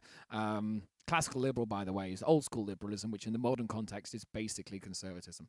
Anyway, we're getting too deep into the ideology names here. But yeah, no, Dave Rubin wouldn't have us on because we're part of the I'm part of the regressive left. He would definitely have Cerys, to be fair.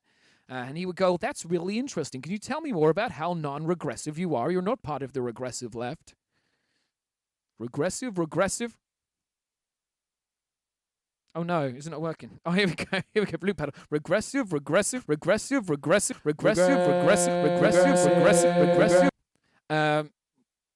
Yeah, I can't believe there are still young people with these views. And also that they have such a victim complex about it. You know, obviously that woman got fired from Star Wars for saying that, you know, being a conservative is the same as being in the modern world, is the same as being a Jew living under Nazi Germany. I'm like, and of course she got kicked off the set and she's moaning about cancel culture. I'm like, these are literally just the consequences of your actions, sweetie. Like, if you don't like that, then you just don't like the marketplace of ideas, because we've judged your ideas to be shit, and lo, we will not give them any more credence. So off you pop. Right, let's crack on with video number 2. As I say, this is the juicy one. This is where she lays out some proper hot takes, everybody. Are you ready? Oh,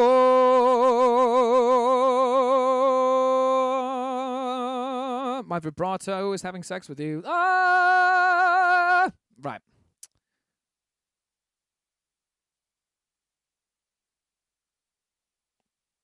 I would very much like to see Cerys try to debate Vosh, because he would tear her asunder with facts and logic.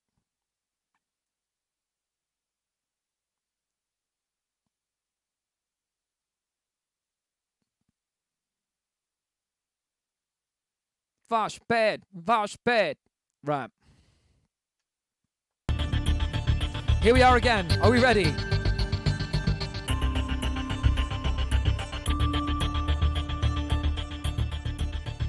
Finally, the mask is off. The pretense of altruism espoused by so many that claim to be liberal is now obsolete, and the raw quest for power is finally, shamelessly out on parade in the sickening barrage of ideology from Nottingham lovies confined. This is a typical talking point you hear on the far right a lot.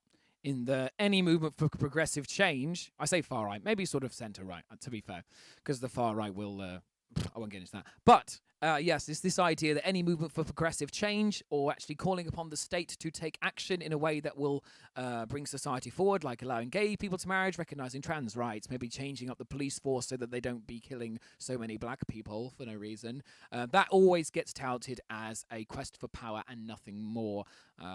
Only the market is the way to solve things. You can't legislate your way out of a problem. That usual garbage. And I think we can all...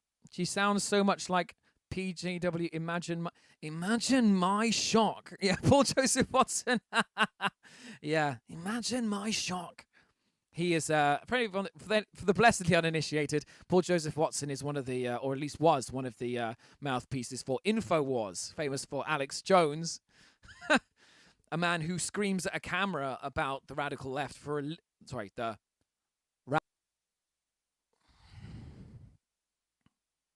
Sorry about the delay there. Sorry about the delay there. It stopped streaming again for some reason. I've come back again. Hope you can you all still hear me? Oh.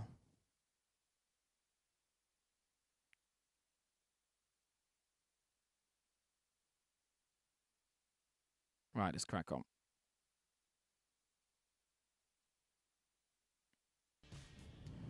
Here, at the Daily Grift, We always try to keep you up to date on our most pressing issues of our time.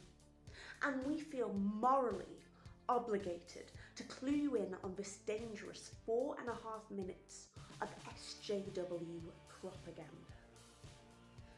The title refrain of Ah, yes. Yes, they're still using that meme. They're still using the triggered SJW meme. Fucking 10 years later. And then they turn around and say, oh, the left can't meme. Let's vote for Trump, lol. Let's vote for Boris Johnson, lol. Ah, you can all hear me. Good. Good, we're back. cancel freedom is screamed repeatedly throughout the song by Jackson and his crew from entitled Brats, in defiance of all the Western values we hold so dear. Judging from the lyrics, confides performative empathy for the feckless is a means to score political clout and YouTube clicks. And it's just so Performative empathy. That's a euphemism for virtue signaling, I think. The idea that I don't really care about making the world a better place. I just want to build my YouTube channel and my music career. Now, I do want to build my YouTube channel as my music career. But at the same time, I can also do something to help the rest of the world. These people think that these two things are mutually exclusive. And the only way you can achieve anything is by being selfish. And that if you are part of a group or want a group to do it, to not be, marginalized anymore, then you are part of a group think. You are now part of a gestalt, and you will be cast out for trying to destroy the West. The sound video for Cerys is quite low. Oh, let me turn her up.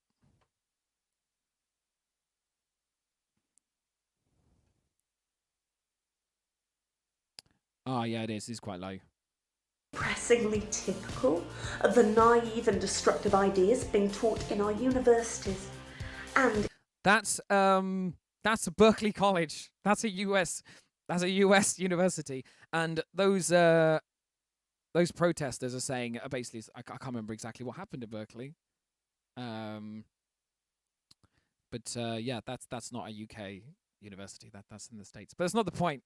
And I thought what you might be saying is that the there's another stupid talking point that the universities are just full of Marxist revolutionaries that are teaching our children terrible ideas, and that they're just recruiting Antifa to take over a communist state. It's this all rubbish, basically. When the reality is that at university you learn lots of different schools of thought. And that will obviously include some thought and philosophies that are critical of the status quo and critical of neoliberal capitalism, and they don't like that, which is why specifically Boris Johnson's government has put out some caveats to universities to say that if they want to receive funding, they have to push.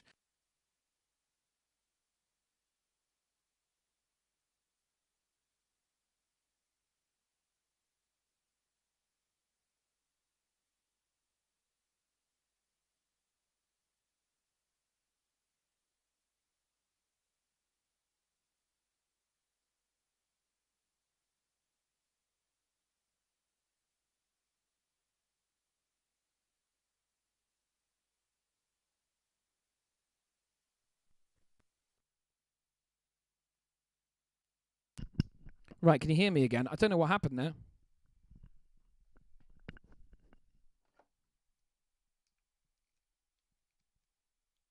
Strange. Oh well.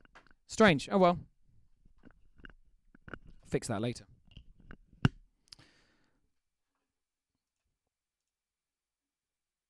You gone quiet. You lost Sanya. I'm back. So we still got people on the stream, have we? Still got people not been bored too much by this based political analysis? Good. Okay. Electric Glampire, thank you for joining. I don't recognize your name. Who are you? Do I know you? Have you subscribed to the YouTube channel? So yes. Let's crack on with some more garbage takes. In the corruption of our beloved institutions. The lyrics, in as far as we can decipher this cacophony of nonsense, seem to address a straw man version of who Jackson considers to be the establishment.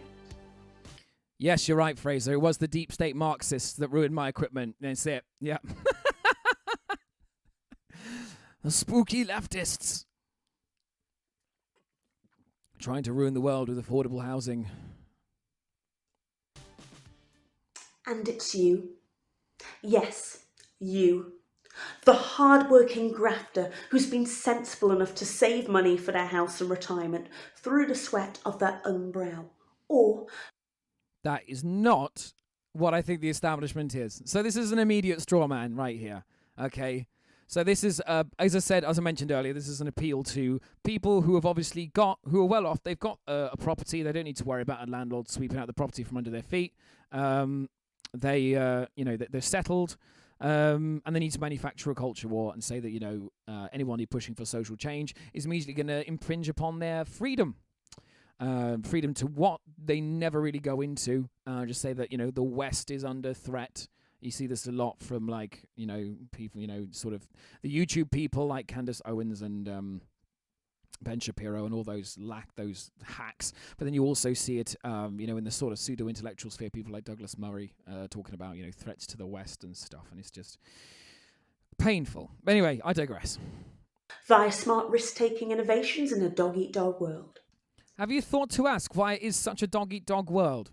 Innovation is good. Hard work is good, right? But why is it, as I mentioned before, the wages have remained stagnant when compared to productivity? They've remained stagnant in comparison to house prices. So, yes, we can all agree that hard work and personal responsibility is good. So why does it then follow that that is a justification for the state of affairs? The billionaires during the current situation have increased their wealth. And sure, certain services have required more demand than others during this time, and that's natural. But at the same time, to then espouse the virtues of laissez-faire at this time is so bankrupt. We have our hats off to you. All the conveniences we take for granted would not be here without your tireless and laudable work. But these so-called progressives want to take that away and tax you into oblivion to fund their laughable gender studies degrees. No, wrong. I mean, she doesn't actually say who specifically is going to be taxed into oblivion. You see this again quite often. Nobody likes taxes. Taxes suck. But you know what? If you want to live in a civilized society, sometimes you need to pay a bit of tax. And why is it that we keep hearing that... let me rephrase.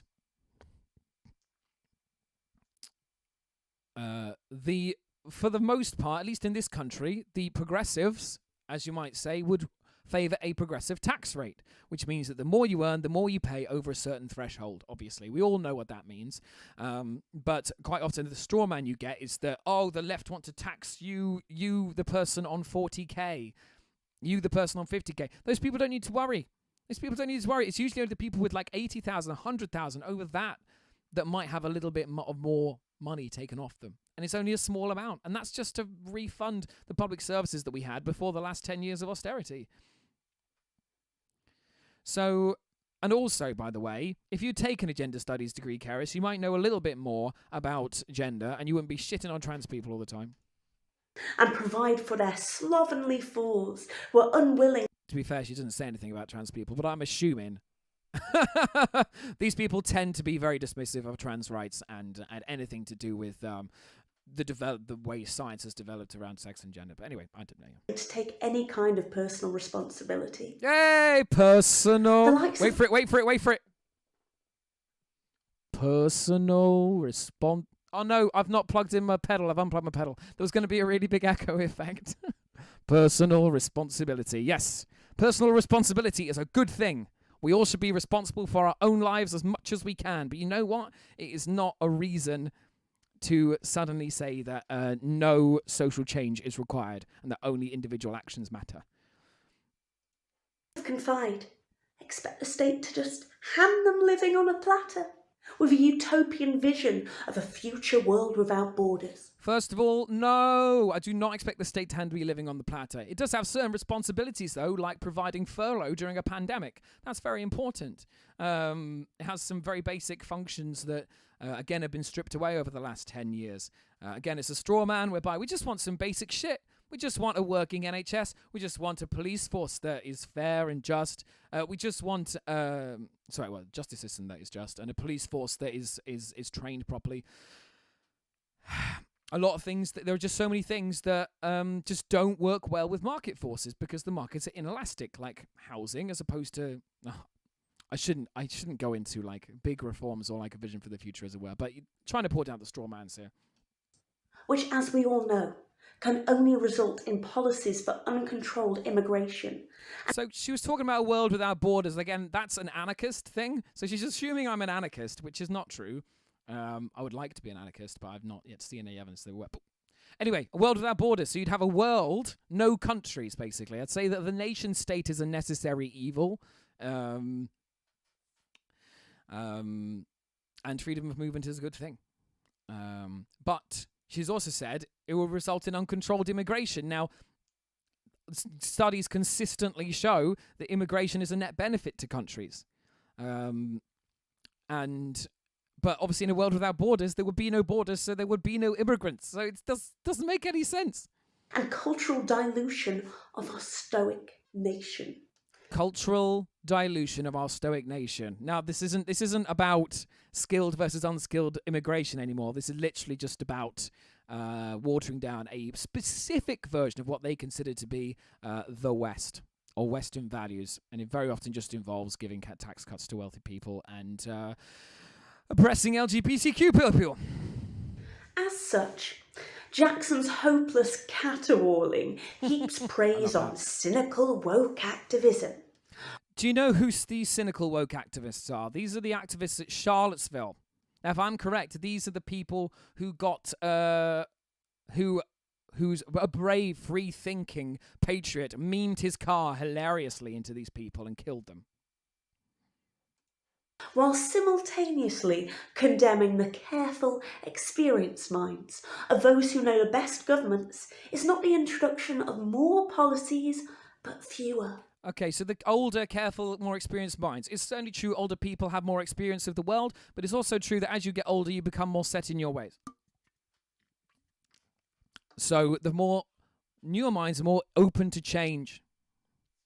So somebody that spent 60 years sitting in Renningham and never leaving their hometown, is their experience more valuable than somebody who's 25 but has traveled the world and gone through multiple different jobs, mixed with different cultures, gone through, different life experiences, whereas somebody who's worked the same job, contributed to their local community, certainly, but if you've said the same town for your whole life, is that worth more?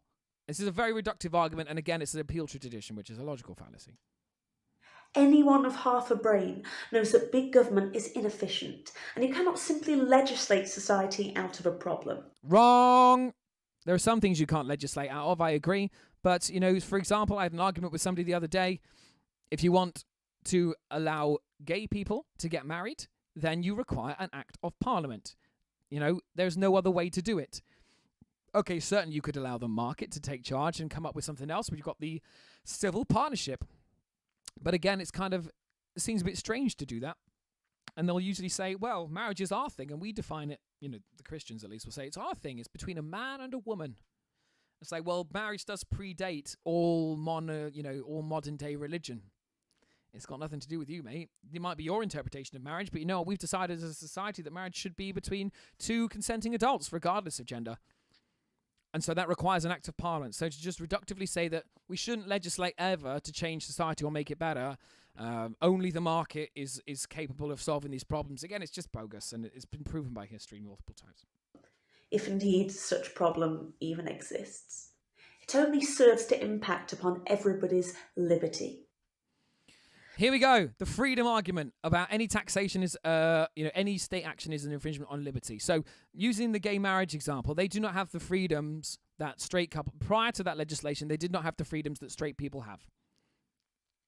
So obviously tax money was needed to enact that policy. So the idea is that the freedom of LGBTQ people to get married in the same way that straight people can is viewed as less important than the freedom of somebody not to have a certain part of their earnings taxed away. It just shows you the kind of priorities these people have, and a very, very reductive view of what freedom means. We're all too happy to... I find it really odd to see us, sort of bootlicking the billionaire class and say, don't tax the billionaires, they've earned their wealth. That's another conversation for another time.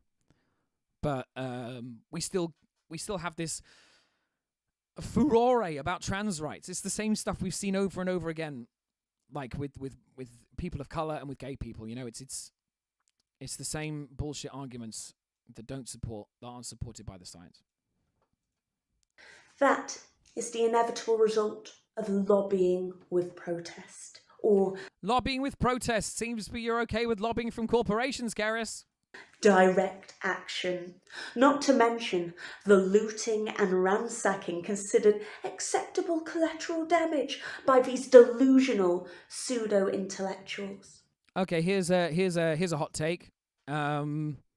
Every protest in history that was effective had some collateral damage from looters and rioters that took advantage of it. If you want to, I see this a lot and almost exclusively about the Black Lives Matter protests, in that because there was looting and rioting, it means that the cause of Black Lives Matter is no longer valid, or that the vast majority of protesters were peaceful. But if you want to say that, okay, even if the vast majority of protesters were peaceful, any looting, any ransacking that comes about as a side effect is completely unacceptable. And I agree, it is unacceptable. Is it a means to completely dismiss the concerns of Black Lives Matter? Absolutely not. There's less violence taking place through the BLM protests than there were during the civil rights movement, during the women's suffrage. All these important movements for change. So listen, then you would have been against those movements when they took place. You're like, well, we can't be doing with any of this collateral damage. These businesses have been burned and destroyed. Yes, that is bad, and those people should be held to account. Is it a means to discredit a whole movement? Absolutely not. It's so bankrupt. It makes me think that either you're really short-sighted and dumb, or you have a different set of priorities that does not involve the enfranchisement of those minorities. And yet, this excuse for music is here for regressive left. Oh, trying regressive! to drag us back in time and divide us into new camps with authoritarian rhetoric and encouraging dangerous groupthink. We see this We see this all the time from conservative comedians. Conservatives are not funny.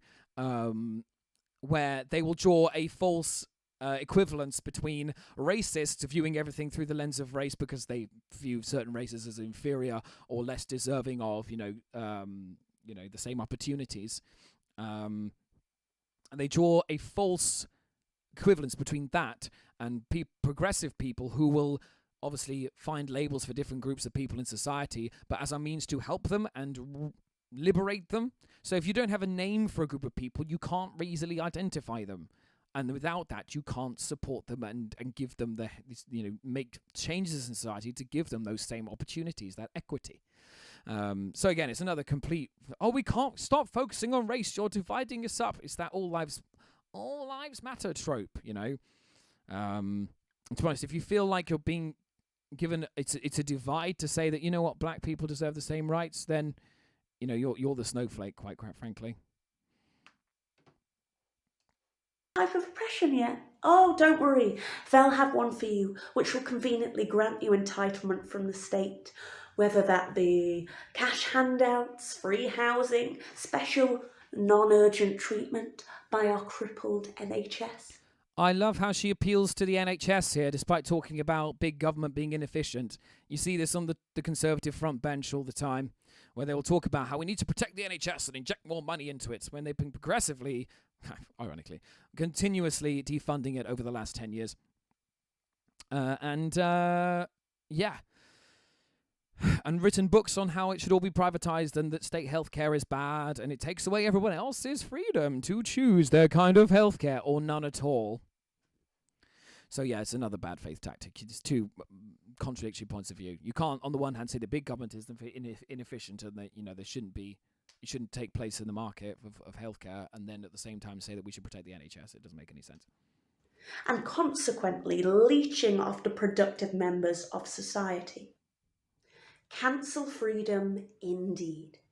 These radicals will condemn you as a racist, a homophobe, or worse if you don't play along with their specific narrative on how the world should be.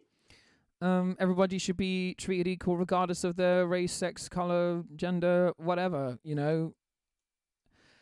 That sounds okay to me. I don't know why that's so dangerous.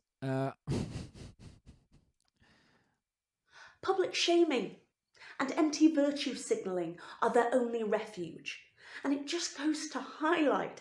Oh, this whole public shaming thing. Public shaming is bad. I'm not a fan of the whole trial by social media thing, but at the end of the day, the cancel culture narratives are so tired and boring. You saw what happened with that lady from Star Wars. She made some anti-Semitic jokes. She's got some bad views about trans people. She was tweeting about them. She broke her contract, and now she's not employed by Lucasfilm anymore, because those are the consequences of your actions if you break a contract. And immediately she's on the fucking Daily Wire with Ben Shapiro screeching about cancel culture. Honestly.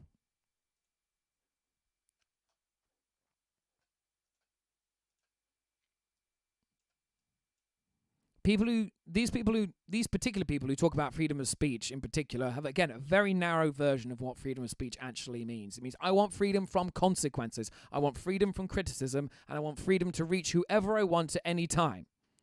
And I'm sorry, sweetie. If you have no view, no expertise on climate science, you don't get to be on the climate change panel. If you don't know how to expertise on how to fly a plane, you don't get to fly the plane. It's as simple as that.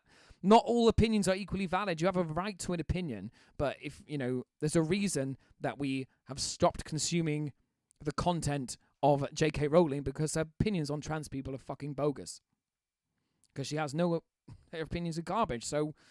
And then she's let me just talk about how cancelled I am. I'm so cancelled. I'm going to go on the radio and talk about being cancelled. I'm going to, I'm just going to go on the Joe Rogan podcast and talk about how cancelled I am. I have a double-page spread in The Guardian about how cancelled I am. Come to my book tour where I talk about how cancelled and censored I am, honestly. How bankrupt their ideas are. All while enjoying the benefits that the marketplace of ideas and laissez-faire economics has given them. Not the same thing. Not the same thing at all. The marketplace of ideas is good in principle, but you need to protect it from those that would abuse it. It's the paradox of tolerance. If you tolerate intolerant people, then ultimately the intolerant will come across. That is why liberal capitalism so easily shifts towards fascism, because it would rather go that way than towards socialism, where the state gets more involved, because the people at the top will want to protect their profits.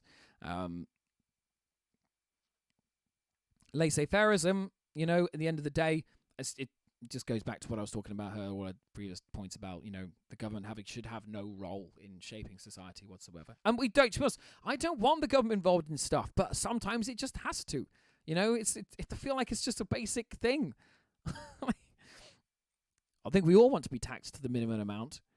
And we want minimum amount of government interference in our lives, but you've got to be adult about it, We need to safeguard our freedom of speech against those who would silence us. I've just covered this about their version of freedom of speech. Hilarious! This, combined with an Orwellian attitude towards the types of words that we can use, makes Confide and their ilk so at odds with the values of enlightenment that everything we love is based on. Okay, so she doesn't know what the Enlightenment is, clearly, and she's never read any Orwell, who was a socialist. You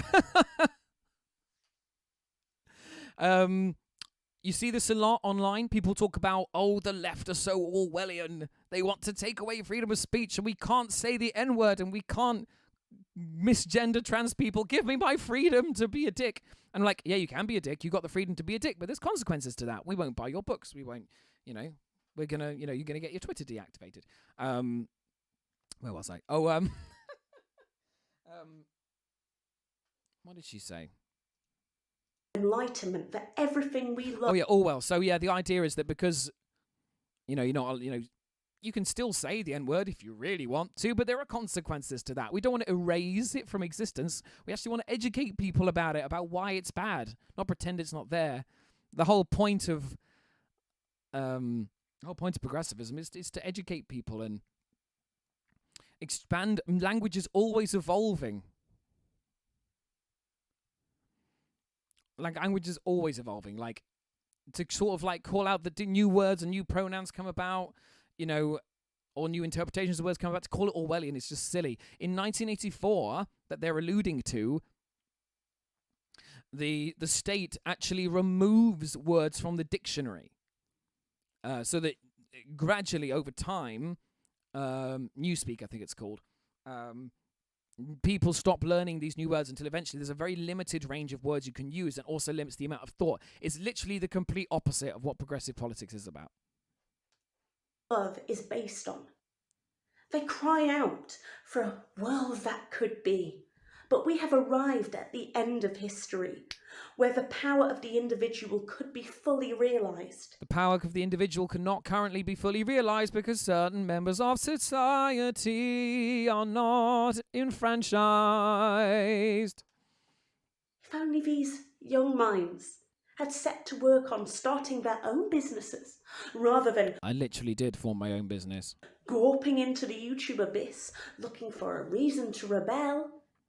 What do you think you're doing, Cerys? You're gawping into the abyss and you're complaining about... You've got such a victim complex about stuff that doesn't exist. Like, if anything, like, you're the snowflake. Maybe this future of our country would be looking brighter. So what can you do? Sitting at home to help quell this tide of cultural decay.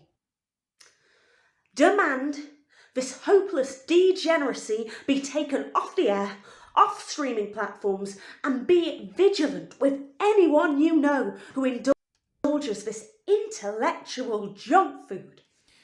This segment is taking much longer than I thought it would, but I am continuing for a bit. Yeah, we're almost at the end, and then we'll do a bit more chit chat. But yeah, again, this just ties into what I said before. This is nothing new. Again, pretending on the one hand to care about market forces, but on the other hand, like, again, it's a reductive view. It's like obfuscation. Lots of cognitive dissonance. First, it's confined one day. Then neo-pronouns are next, until one day you'll wake up and find your daughter's had 4 abortions and is now a gender-fluid Antifa soldier hell-bent on overthrowing capitalism. Ah, yes, the two genders. Antifa and capitalism. There's no other position between those two. It is your right, nay, duty, to exercise your consumer choice in a way that best defends and consolidates the work of generations past, before we slide... No, it is your law based. Thanks, Fraser. If anything, it is the last 10 years of Tory austerity that has undone all the progress of getting workers' rights and bringing society into more equal footing in terms of opportunity. Slide backwards into autocracy. It's sad to think that this generation will not give us the next Elon Musk. Instead... No, it won't. It won't, because to be a billionaire, to have that much wealth, you have to have born into it, have access to natural resources, or exploit people's labour. So, no, most of us are actually a little bit more conscientious than that. People happy to do the bare minimum in meaningless occupation while continuously lambasting those who actually put up the risk to even facilitate those jobs in the first place. It's true that a certain amount of risk is needed to start up a business and provide value. That's obviously unavoidable. That's what I did when I took a risk to start my own business. It's something we all have to deal with. But does that then follow that you should be able to treat your workers how you like, regardless of the circumstances? So I'm just going to get another beer.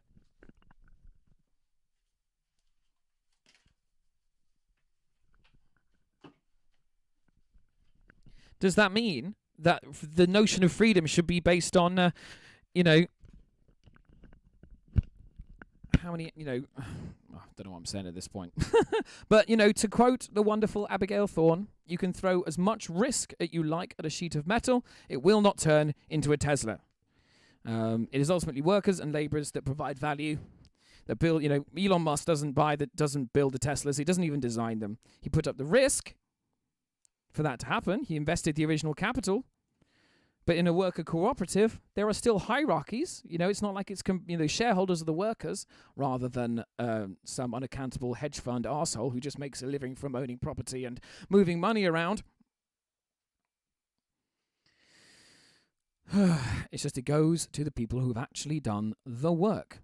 It's almost a bit childish. I put in the money first, so I should have the lion's share of all the wealth. Keep providing value so I can get rich. I need to buy that private island. Our institutions and memorials were already being ripped down from their podiums. Our cities and town squares desecrated by this impotent mob of crybabies. So there are no statues of Hitler in Germany, which is why none of them know who Hitler is. Because, you know, the only way that you can remember what a historical figure is and preserve history is to invest state funds in putting up a memorial for them. Yeah, that's literally the only way.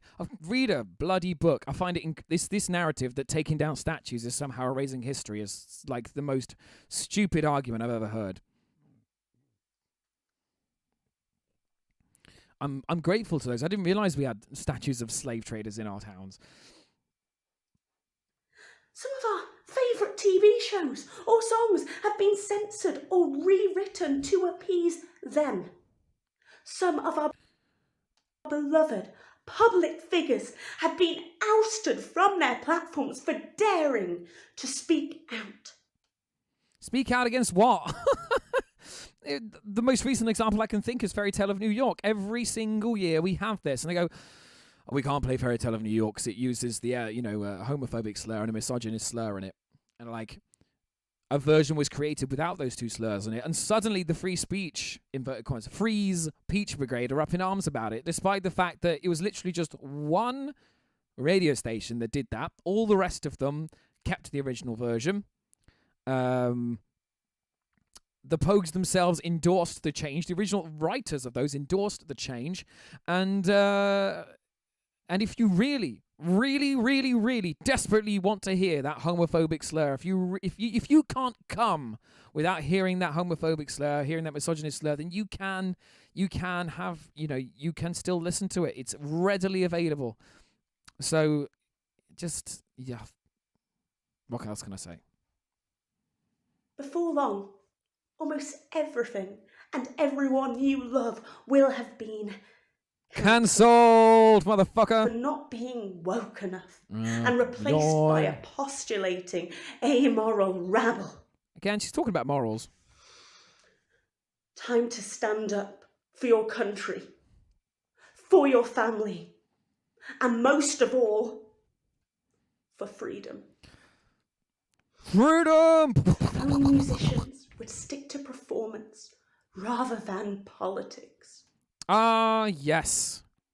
You can't do music without politics.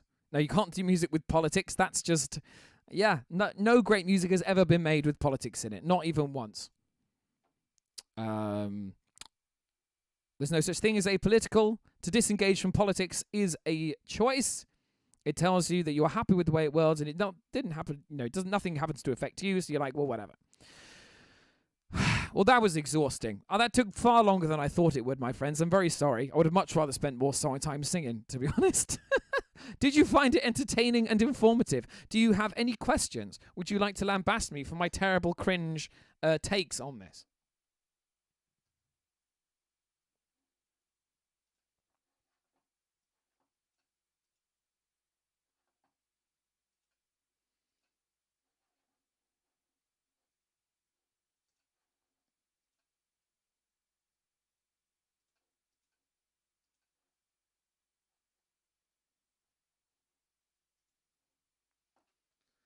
Ooh, come on, folks. Let's have a discussion. Am I wrong? Is she right? Is there a middle ground? Let's form a consensus in the marketplace of ideas.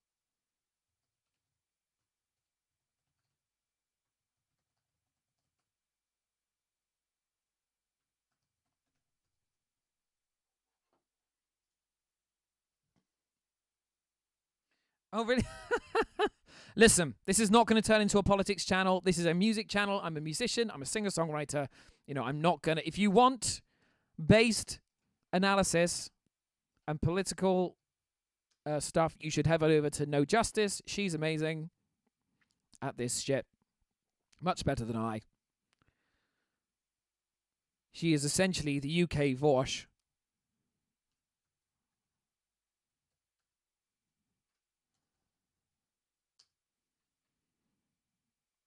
And she does, she does political stuff and she does gaming stuff. So if you're into gaming, I'm just going to post the link there. Any other questions, my friends?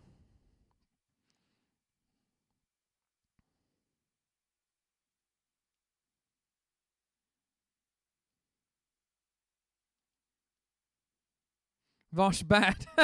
No, Vosh rad. Vosh extremely rad.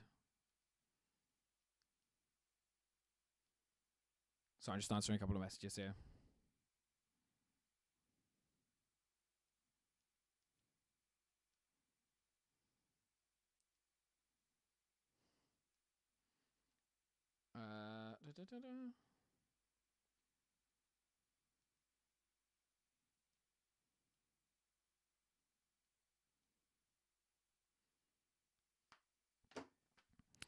Ooh.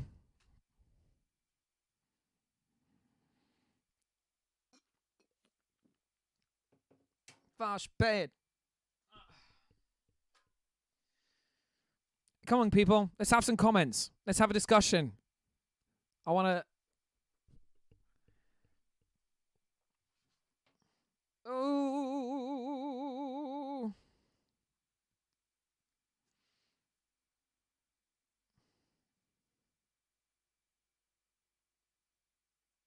Okay, so I've just had a notification that Cerys has been watching the stream. That's interesting. She wants to come on and debate me. What the fuck? Are you going to post this as a separate React vid and tag her in it? I think the YouTube drama's gone on long enough. I just want to go back to music.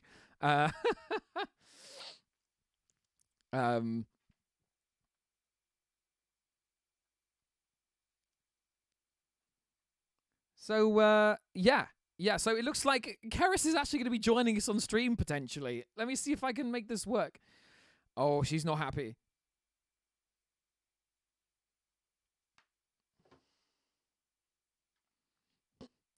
Pardon me. Do it now. Come on. Do it now. Right.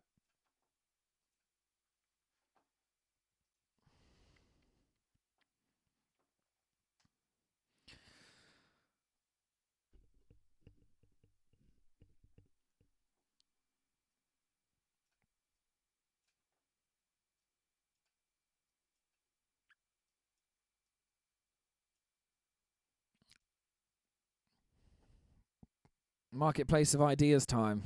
Yes, indeed. Indeed.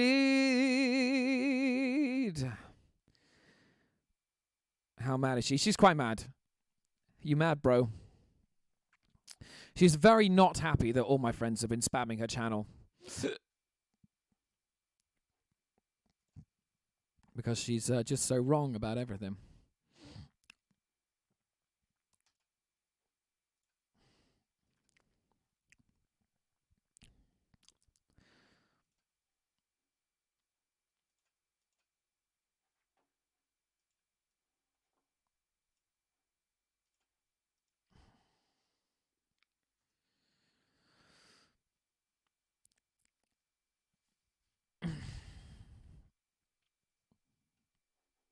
Do.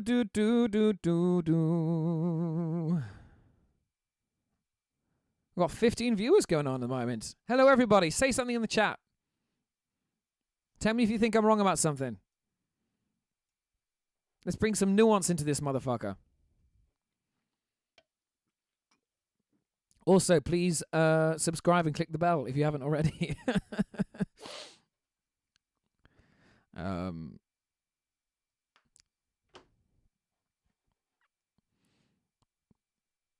Fudge bed.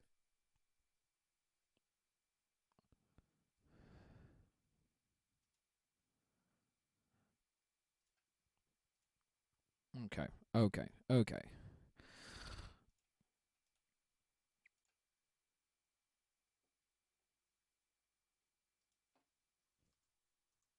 Okay, so we've actually managed to set up. I'm right about avocados. Yeah, they are terrible.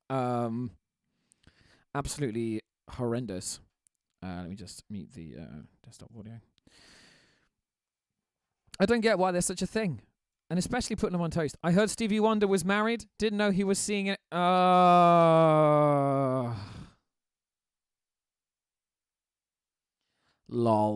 Much lol. Avocados are not based. Avocados are cringe.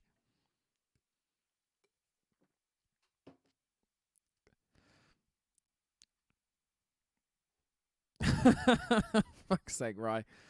Avocados are godly. They are not. Avocados are terrible. No, stop. Right, okay. I think we've got an arrival now. I think Cerys has arrived in the chat room. Hold on, let me bring this up.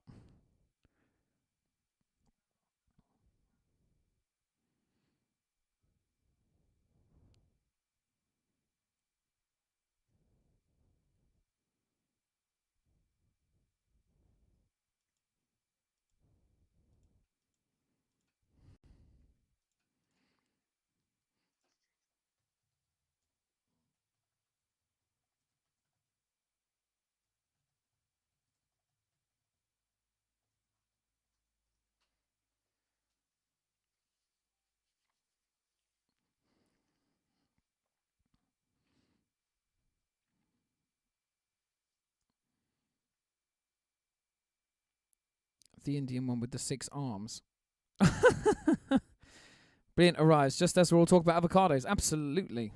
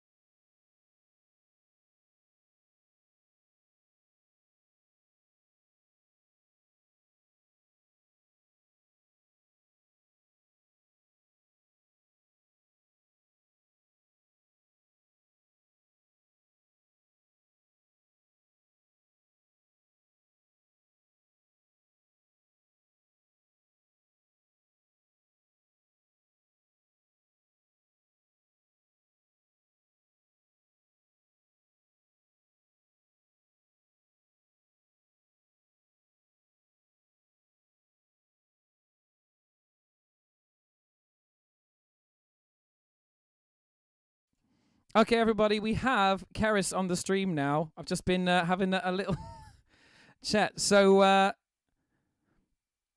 my friends, let's welcome onto the stream the lovely Cerys Overton. Right, I'm sure she's got lots of important dialogue to associate us with. So let's bring her on. Let me unmute her as well. She's not unmuted. There we go.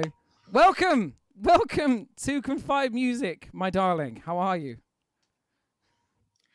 I'm rather annoyed, actually. Like, who do you think you are, you entitled snowflake? I knew this would happen. You know, so I really expected it. You'd be like, oh, poor me. People are criticizing me on the internet. You know what? I'll get all my fans to tell me how great I am. Just what I expected. Oh, honey, that's so cool for you. I'm really proud of you. You see, I didn't do that. When I was being criticized by all of your friends, I was just like, I'm all right with that because I have inner confidence. Oh, really? Okay. You have all the friends in the world. Okay. So yes, I don't need to do something like that. I see. How's your like to dislike ratio going on the on the videos? Well, you know, I still have quite a few likes. Obviously, it's just the mainstream audience that can't deal with me. Oh, because you're just spitting so many hard truths, you know, that people just don't want to hear. Is that right? Yeah, exactly. They just can't deal with it. And you know, Jackson, I do find it quite funny how you can't do a stranger speaking. You have to sing and warble all the way through it. Like, come on. Do you just need to make sounds all the time? Well, I just love doing it, you know? You know, when you've got a passion for something, you should pursue it, you know, rather than, you know, trying to hide it. Oh, is that what your parents told you? Yeah, they did, actually. You know, it's funny how that myth of, you know, if you just work hard at anything, you can achieve it, tends to, you know, sort of fall apart as you reach our age, you know? I mean, I have, you know, been quite lucky in that I've been able to start my own business and do what I love for a living, but not everybody has those opportunities, you see. You know, personal responsibility isn't just a catch-all term you can use to, you know, disenfranchise people. Well, I'm glad you're happy. Oh, that surprises me. I thought you'd be like, oh, well, something, unskilled labor, something, cultural degeneracy, something. Jackson, I'm not a volatile person, unlike you. Hey, you're not volatile. You literally did 2 whole videos calling me a degenerate. I know, but I said it in a very sensible, centered way. That's the way I am. You see, I'm professional. I'm not sure it was very sensible. You know, you might have touched on a couple of nuggets of truth, maybe, but you sort of veered off into like moon logic. It was almost like you were a parody of yourself. A parody? Yes, I was. Okay, yeah. I think a lot of people have guessed this by now. This has been an act. Hello, guys. What's your real name? I don't know if I want to say. Okay, fair play. I mean, I have a lot of people hating me right now. It's not me, but still, I don't want people burning poo and putting it from my letterbox or anything. But yes, everybody, Cerys is not real. This is a very dear friend of mine. She's a very talented actor, and she did an amazing job of reading the script that I gave her. So is Yeah, he wrote this. But yeah, how did you find getting on with the character? How did you sort of get into the mindset of this bitch? Well, I think the script, because obviously it was really well written for the character. So I think we've discussed before how you did tailor the script, obviously, to be a character who maybe isn't as intelligent as they think they are, kind of vibe. And we did talk about this. But the script was so well written for that character. I feel like I didn't even need to do that much research. I could just hear the tone as I read it. And obviously, like, you told me about the politics behind it, you kind of explained that. But in terms of the actual, you didn't direct me or anything. It was just kind of, I got that from the script. And I remember I did say, because you mentioned a lot of YouTubers and people like that who have these views and kind of come across in this type of way. And I did ask if you'd send me some links. I then forgot. And then I thought, well, I think like I think I actually know what I'm doing, so I'll just kind of go with my instincts. Now, I did have a bit of kind of influence for this because I was going to be in a play called Great Britain, and I was going to be playing Page Britain. There were issues with finances, things like that, but didn't go through. But she was like this horrible journalist woman, kind of very cutting edge, full of it, snidey, and she was probably a lot more intelligent than Cerys, but the nastiness, like that's where I zoned in on that to some degree. Yeah. It was interesting to see like a lot of people compare it to Katie Hopkins, like in terms of the delivery, like that super like smug, condescending, like. I mean, I think Cerys is not like explicitly like racist like Katie is, but yeah, it was like a similar vibe, which I think you smashed it. Oh, thank you. The irony is I know of Katie Hopkins, but I've actually never listened to her. Oh, really? So, yeah, I kind of just must have been tuning in with that kind of vibe. I feel like I should have listened to her by now. She's one of those faces you just keep seeing popping up. And, What? you know, I guess I never had the emotional energy to kind of think, I'll listen to that. It is exhausting. I mean, if you it's haven't... very flattering. Sorry, say again. Oh, I just said it is very flattering, though, because I feel that that's very much what you were going for. So I'm happy. Absolutely. It's an insult, but it's a good one. It is brilliant. I'm very happy as to how many people bought it as well. Like, I knew that obviously there'll be some people that would immediately know that it was jokes. They obviously recognize your face. We have like hundreds of mutual friends. And obviously they would already be in on the joke, as it were. But then there's also a group of people who weren't in on the joke, and I think some of them are in the chat now who didn't realize that it was all an act, and that it was meant to be a parody of that kind of person. Someone's just put in the chat, hashtag don't cancel Cerys. No, we do want to cancel her because she's horrible. This lovely individual. Thank you. is no poo for the mailbox. Esme says, bloody hell, you smashed it. Oh, thanks, guys. Mark, I mean, it's... Sorry, go on. No, carry on. I was just saying, Mark says, top job, both of you, very convincing.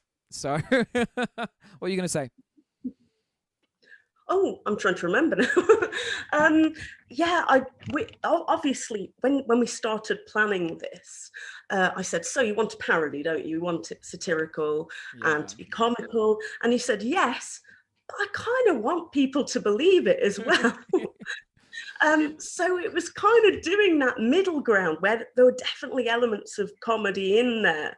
But obviously we did get the balance to make it quite believable. Like there were the odd giveaways, I thought, like the nay. The nay was so dramatic. Nay. Like, I've seen that in so many films. And, you know, it's almost become a cliche in itself. And the kind of hand on the chest for childhood classic, because obviously it means so much to me.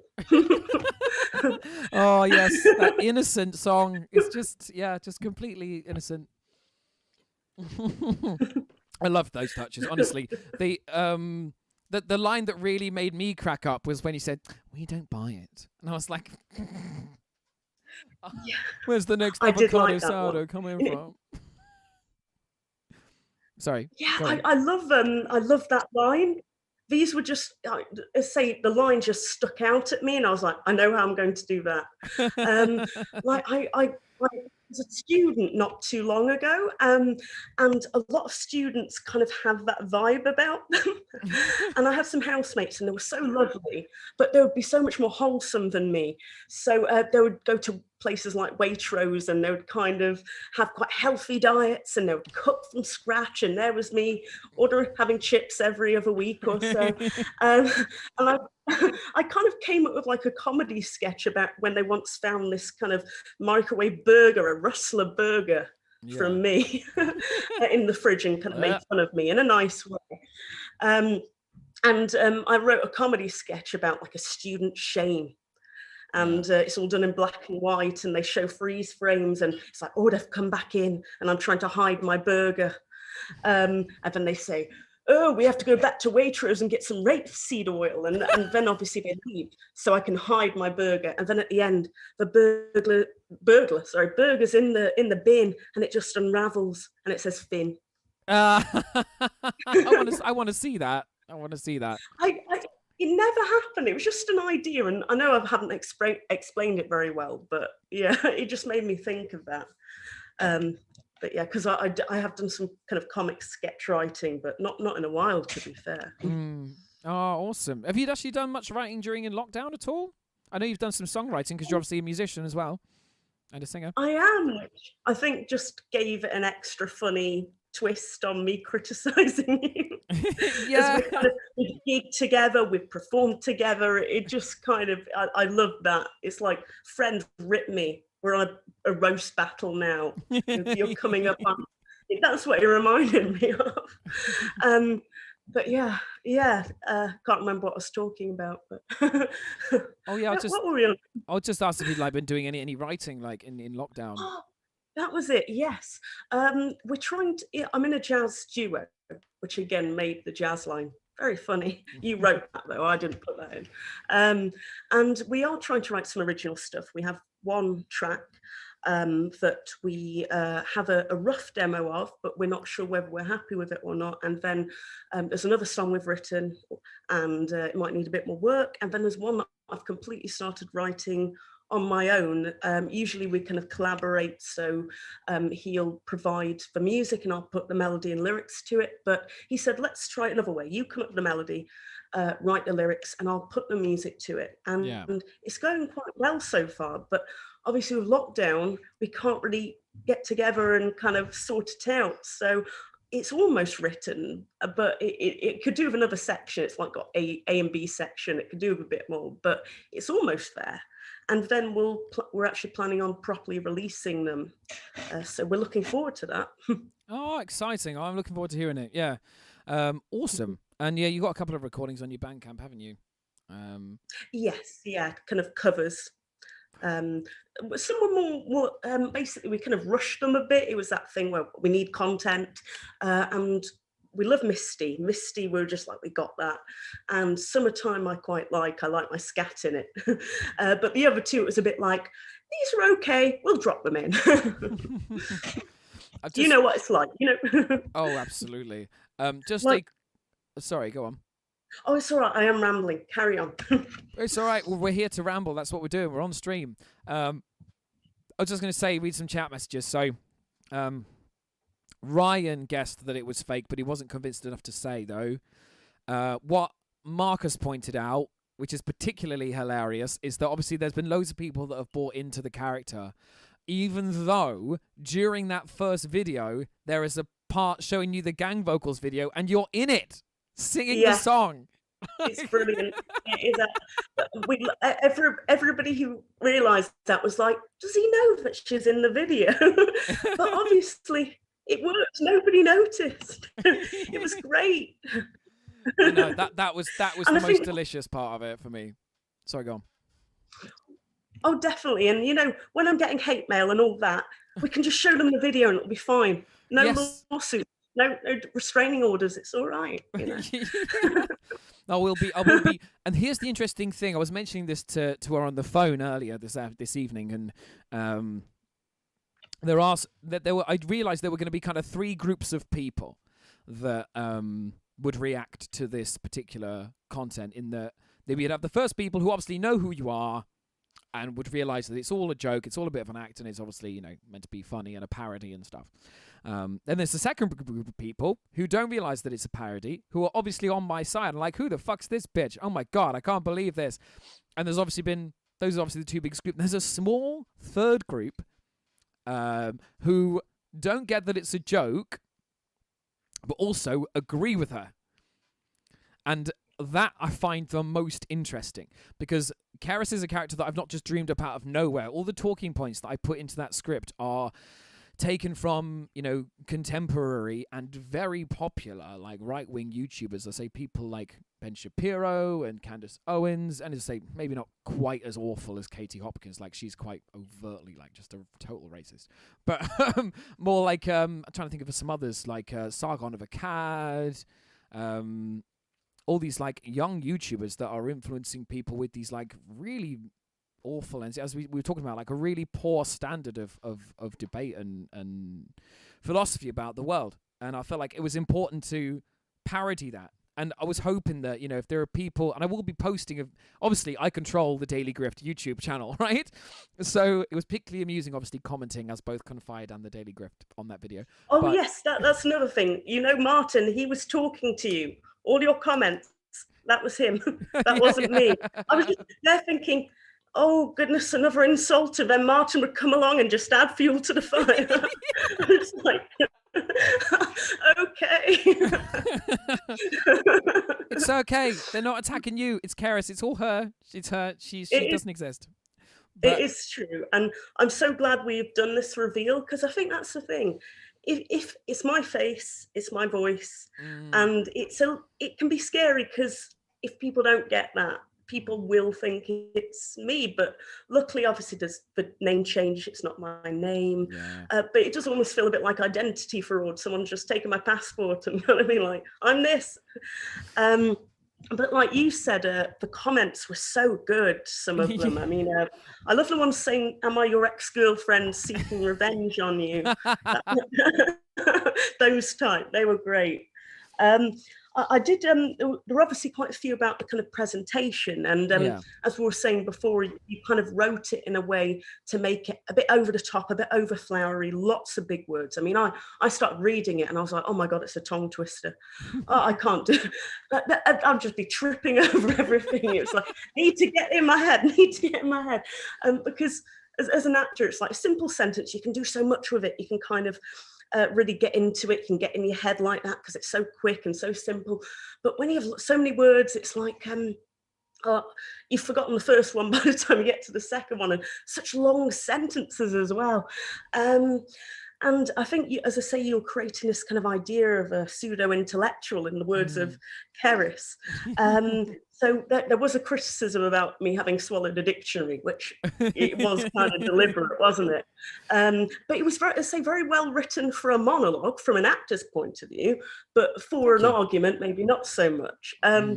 But as I say, there was a shaky camera. This is something I found really funny. Particularly with, I think Tour de Farce went very far on this.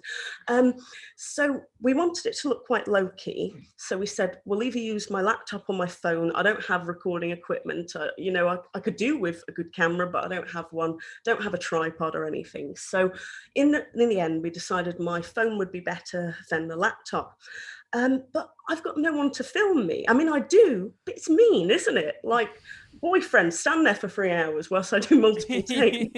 It's not really fair. So I did have it up here like this. And I think one of the comments was, she's not very professional. She's got a shaky camera. Looks like she got up late that day. And I just love the idea of me like waking up hungover, being like, oh, I have to slate that Jackson guy. Like I can't keep my hands still. Just shaking with pure rage and the drink tremors I'm combined. hungover. Like, I think it was that kind of, maybe she's hungover implication, and I think anyway. And to be fair, I have performed a bit drunk and hungover. It's been great because you have no inhibitions. I actually think best performances, But yes, so when I was holding up the camera, there were two things. One was that I gesture a lot. Yeah. So I'm doing this and that, and obviously the camera is doing this and that as well. And also, like, as a singer, I do my own videos that they are quite low-key. They're not very well, I can't edit for shit. So that's one thing. He's edited all this, by the way.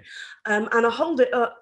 And after a couple of takes of, say, a 4 or 5 minute song, my God, the hand does start shaking. So I did find that funny. But yeah, it's not easy to hold a camera still. I will add that in. See, I think I mentioned to you in a voice note recently, and that I don't think the camera work was bad at all. Like, when you're doing a a DIY video like that, obviously people have like zeroed in on like the shaky cam, or like but that's just the same sort of shake you'd get from any DIY video. But because obviously the character and the viewpoints coming across are so like awful, like you're like, okay, right, I'm dunking on this person, I'm criticizing everything. Okay, the camera's too shaky and the wallpaper's too bland, and you know, like shit like that. Well, that was a thing. I think I told you. I was thinking, I don't know how personal people are going to get, because if you don't like someone, you're going to pick on anything. And I'm like, I deserve more money for this if I get slagged off. I'm joking. But it's that kind of thing where people will pick on anything.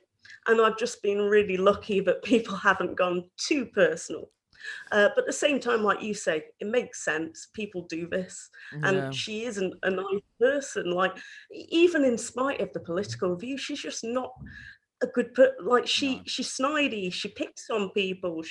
I was saying to you, in spite of what political party you align yourself with, this is like a tutorial on what not to do. Like, don't take someone's kind of private piece of art and criticize it, to get personal, be condescending. You put your argument forth in a really understanding way. You don't do it like that. And I think I also told you that I kind of had this idea of a dictator's speech. Yes. Which is why maybe it got a bit more emotional at the end. Because it was, exactly. It's that kind of guilt tripping, that kind of playing on people's emotions. What can you do? How things are. So I was just, I say, trying that kind of angle in terms of performing it. Excellent. Yeah, it was just, I really enjoyed that. Like, it was just so perfectly on the line between like, so like it was over the top and enough so that people who were in on it would find it funny, but not so over the top that but that it was convincing. You know, you mentioned before about obviously the like a lot of the flowery language and long words and stuff, and that was quite deliberate. Fun fact, obviously I mentioned this to you on the phone. Prior to the release of Cancel Freedom, I was putting out some promotional materials that was like a nasty tabloid like the Daily Mail, but it was called the Daily Grift, right? And clearly people just totally missed that, because not only is it called the Daily Grift, it's also the same script. It's literally, I posted the script before the song came out and nobody recognized that it was the same. But I got the influence for that from watching Jordan Peterson videos. For the blessedly uninitiated, Jordan Peterson is essentially the stupid person's idea of what a smart person is. But what he does is exactly what you described, where he will have actually very little idea of what he's talking about, but will use lots of long words and like these intellectual sounding sentences, but actually saying very little, and generally being uninformed on most of the subjects that he tries to talk about. So you really nailed that. And to be fair, Jordan Peterson is a lot more. He talks a bit like this, and he's a little bit monotone, so you wouldn't want to really emulate him at all. But you definitely. I can try that next time. Well, to do Jordan Peterson, you just have to kind of do like a Kermit the Frog impression, but like toned down a little bit. This postmodern neo-Marxist. I was thinking Muppets. Yeah. Trying to think. Any other comments? I think that's... OnlyFans. That was an interesting one. Oh, right. Alan OnlyFans has gone down now. Oh, yeah. Alan's asked if you've got an OnlyFans. No, but I have a lot of like female friends who do the OnlyFans kind of thing, because I'm a podium dancer as well. Just kind of a hobby, but quite a lot of them have OnlyFans pages. But I wouldn't be Cerys doing OnlyFans. No, she would not approve of that. That's slutty degeneracy in her view. She would hate that shit. She would see it as a decline of the West. Do you want children? What do you mean? I'm starting my own business just because it happens to be sex work. Yeah, hilarious. Right, so my friends, it is 10 to 11. I think I could probably get in one more song before it's time to strike. Is there anything else you want to say at all before we sort of wrap things up? I've written a few notes. One was I think you should have a mug, a promotional mug with where's the next avocado sourdough coming from on it with your face and an avocado. I wrote that as a note. I might do that because I did a post today, like pretending it was going to be my next single, obviously, and maybe having that on a mug would be quite entertaining. We had a big argument about craft beer on that. I couldn't believe it that was turning it. And then obviously Dale posted stuff about Heineken being like an awful corporation and stuff, and it turned into a serious debate. Although Nick did not reply. I know. No, that's true. I kind of, we were just having a bit of fun, and then it kind of turned into something, and that's when I was like, come on guys, less talking, more drinking. Even though it was early doors, to say the least, wasn't it? Well, can you put, sorry, background noise. But as I said myself, I've said to Martin before, like, I'm not the most political person. I have kind of philosophical political views, but I find it hard to like specifically align myself with a party just because of this volatile stuff that goes on, you know. But yeah, Martin hired me as an actress. I found this extremely fun. I'm definitely not like Cerys in real life, I will say that. But yeah, it's been a brilliant job to do because it's just been so different. And so I say, when as an actress do you get to do something where people think it's real? I mean, it's horrible because you don't come off stage and get everybody saying how great you are. You come offline and get everybody saying how they hate you. But you know, it's a compliment in itself. Yeah, I thought that was brilliant. I just loved how many people I know, and obviously I know that a lot of people haven't seen the stream today. But I will obviously be posting some clips from the stream, and obviously one of them will be going on the Daily Grift. And yes. And part of me wonders if maybe I want to. I mean, I don't want to invest too much time in it, but I was wondering. I had an idea in my head of maybe saying that, Cara Overton Wright has left the Daily Grift. She's no longer part of this. She was caught. I don't know. Trying to think of something might call degeneracy. She bought a copy of I don't know. I can't think of something, but like, so, yeah, whatever. Like, she did some discretion, and now she's like booted out. And I was thinking of continuing the Daily Grift, but like, overdub with me with like a pitch shifted voice and doing a voiceover. Because I know that I've had a couple of people approach me who've cottoned on to that it's a joke, going, "Dude, can you get her to do my band next?" Yeah, I was actually going to say this, like, sorry, Dale's just talking, but like, I can imagine her almost becoming like a kind of Ali G type of character, a caricature that goes round and people think she's real. And to be honest, as long as, say, it doesn't cause problems for me in real life, I'm not against doing other people's bands too and making this a thing, but I don't want to commit to that, but it's something I'll consider, if that makes sense. Well, I'll put you in touch with Kieran, see what he says, because he's like, mate, this was fantastic, brilliantly executed. My friend Stephen Heron said that, what did he say? It's like, this is a total arsehole. What an absolute fucking arsehole. Great content, mate. Would definitely watch again. Like, yeah, it's been a roller coaster. I see what I found interesting. Sorry. I'm fine. Actually, I thought I was just going to repeat myself there, but I'm trying to think. Is there anything else? Also, everybody, if you have not listened to Cancel Freedom yet, please do. If you have not, please head over to the Bandcamp. As I mentioned before, I'm going to pop the link once again into the chat. And I know some of you are already on my Bandcamp, but not only the deal with Bandcamp is that you get the single, which goes out on all the streaming platforms like Spotify and everything. But then on Bandcamp, you also get... Oh, no, I've closed the... let me move the... Oh, shit. I'll move this over here. You also get... you also get 2 B-sides exclusively on there. And it's like £3.50 for the EP. If you can sling me, that's the price of a coffee. That's the price of a bad coffee. for 3 songs that I think are okay. But I don't know, but I'm dead proud of. And also featuring, actually, Patrick McDonald on co-vocals on Cancel Freedom. Gang vocals, shout out to, obviously, this lady in front of me right here. Esme Knight, George Fullerton, Cara Wilbur, Paul Dunn, Stephen Faulkner, and Bertie Black as well, who all got involved in the gang vocals for the track.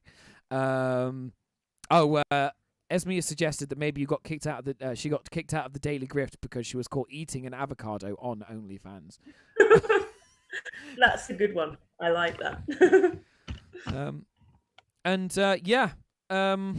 I have had a few drinks now, so maybe my singing is going to be a bit off the wall. It is the price of an avocado. For the price of an avocado, you can have 3 songs that will enrich your life forever.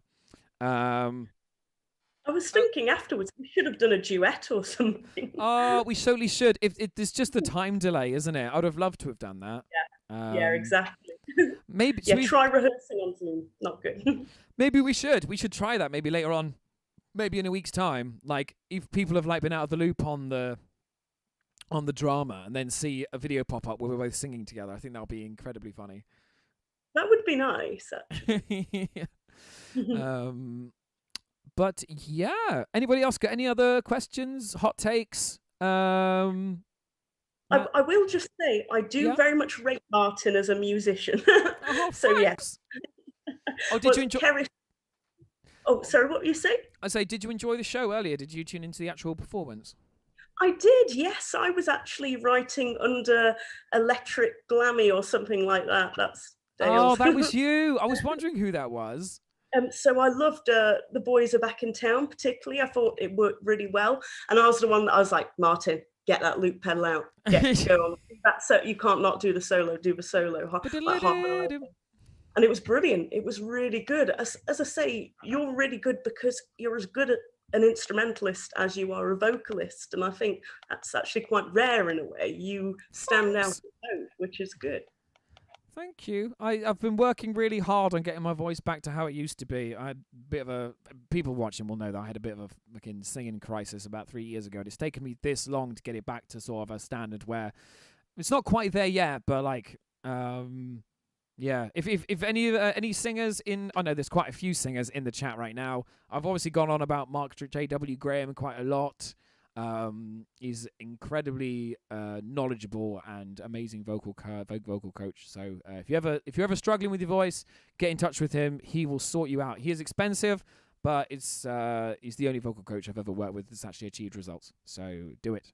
But thank you. I really appreciate the kind words. I was really proud of today's stream. It's been a while since I've done a stream that was a performance that I've actually been really proud of. So except towards the end when I did Rage Against the Machine, I sort of just started shouting and I was just like, yeah, it's Rage, you got to shout. But then the next 2 songs I was a little bit like, Oh, that always happens. I as you know, because I'm obviously doing jazz mostly at the moment, but I'm a rock singer as well.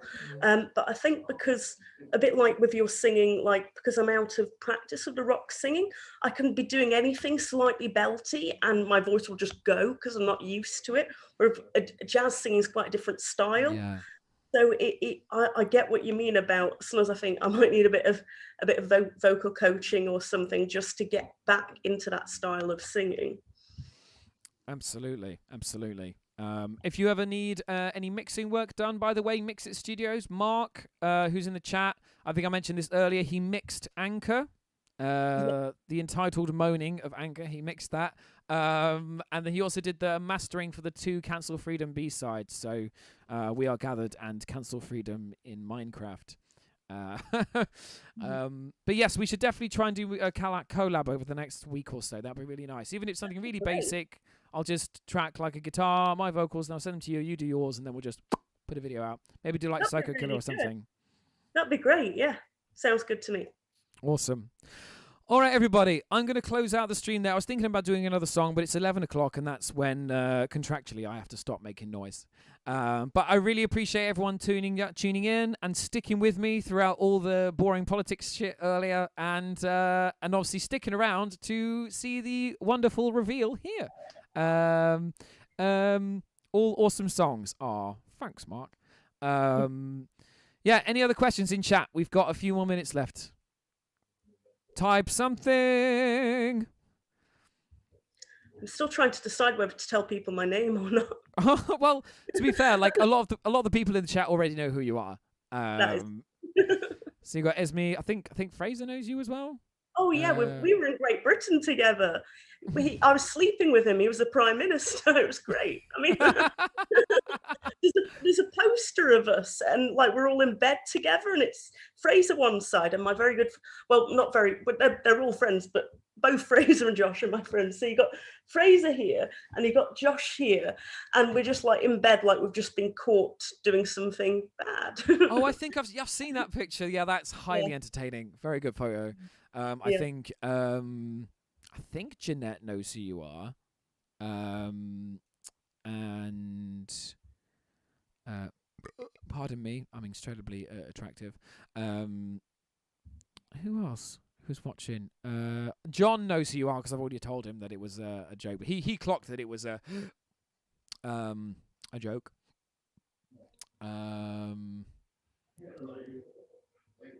But anyhow, yeah, I think that's everything. Unless, okay, good last chance. Any more things in chat?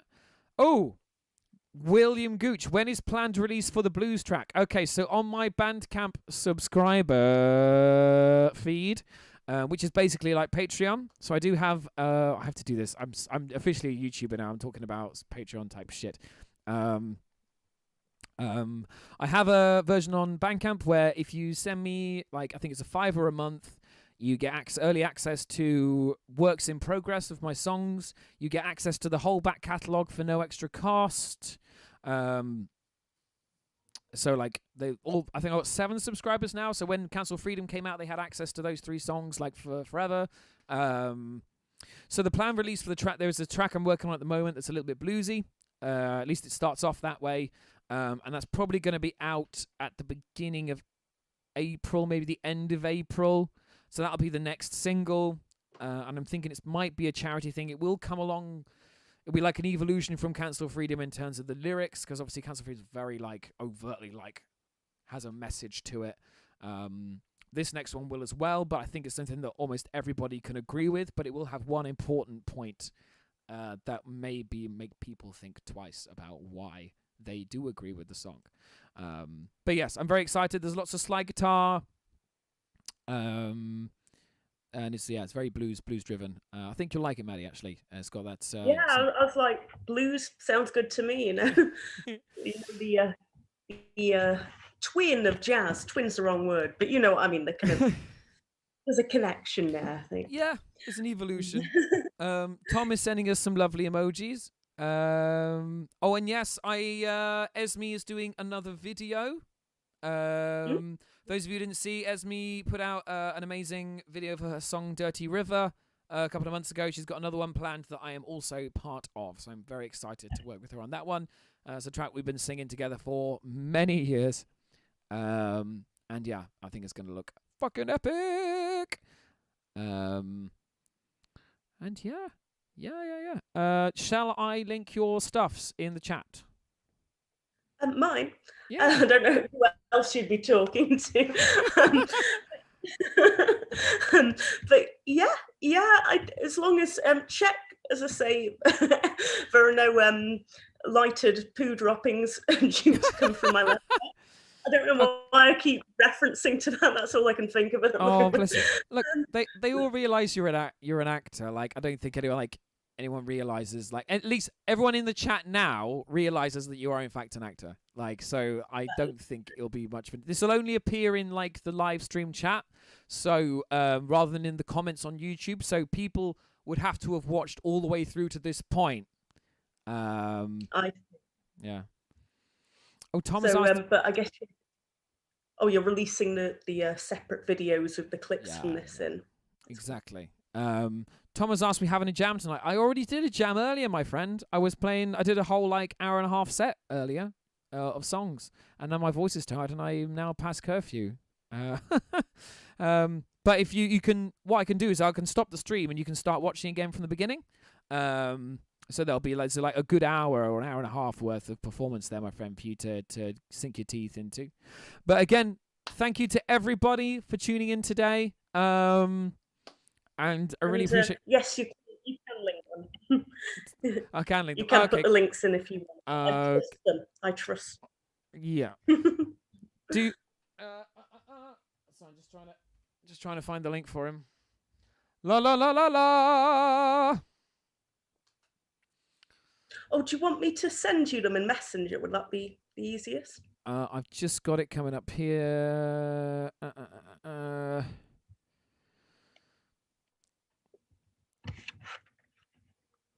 There we go. So I'll send the Facebook page through on the chat. Brilliant. Thanks. There you go. So yeah, she does a lot of awesome jazz music covers in like bars and stuff with Tim, who's also a very talented pianist.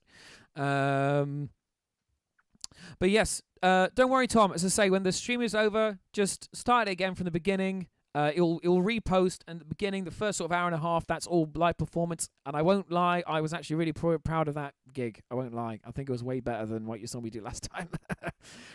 But yes, thanks again to everybody for tuning in. And please like and subscribe if you haven't already. I love you all. This has been hilarious fun.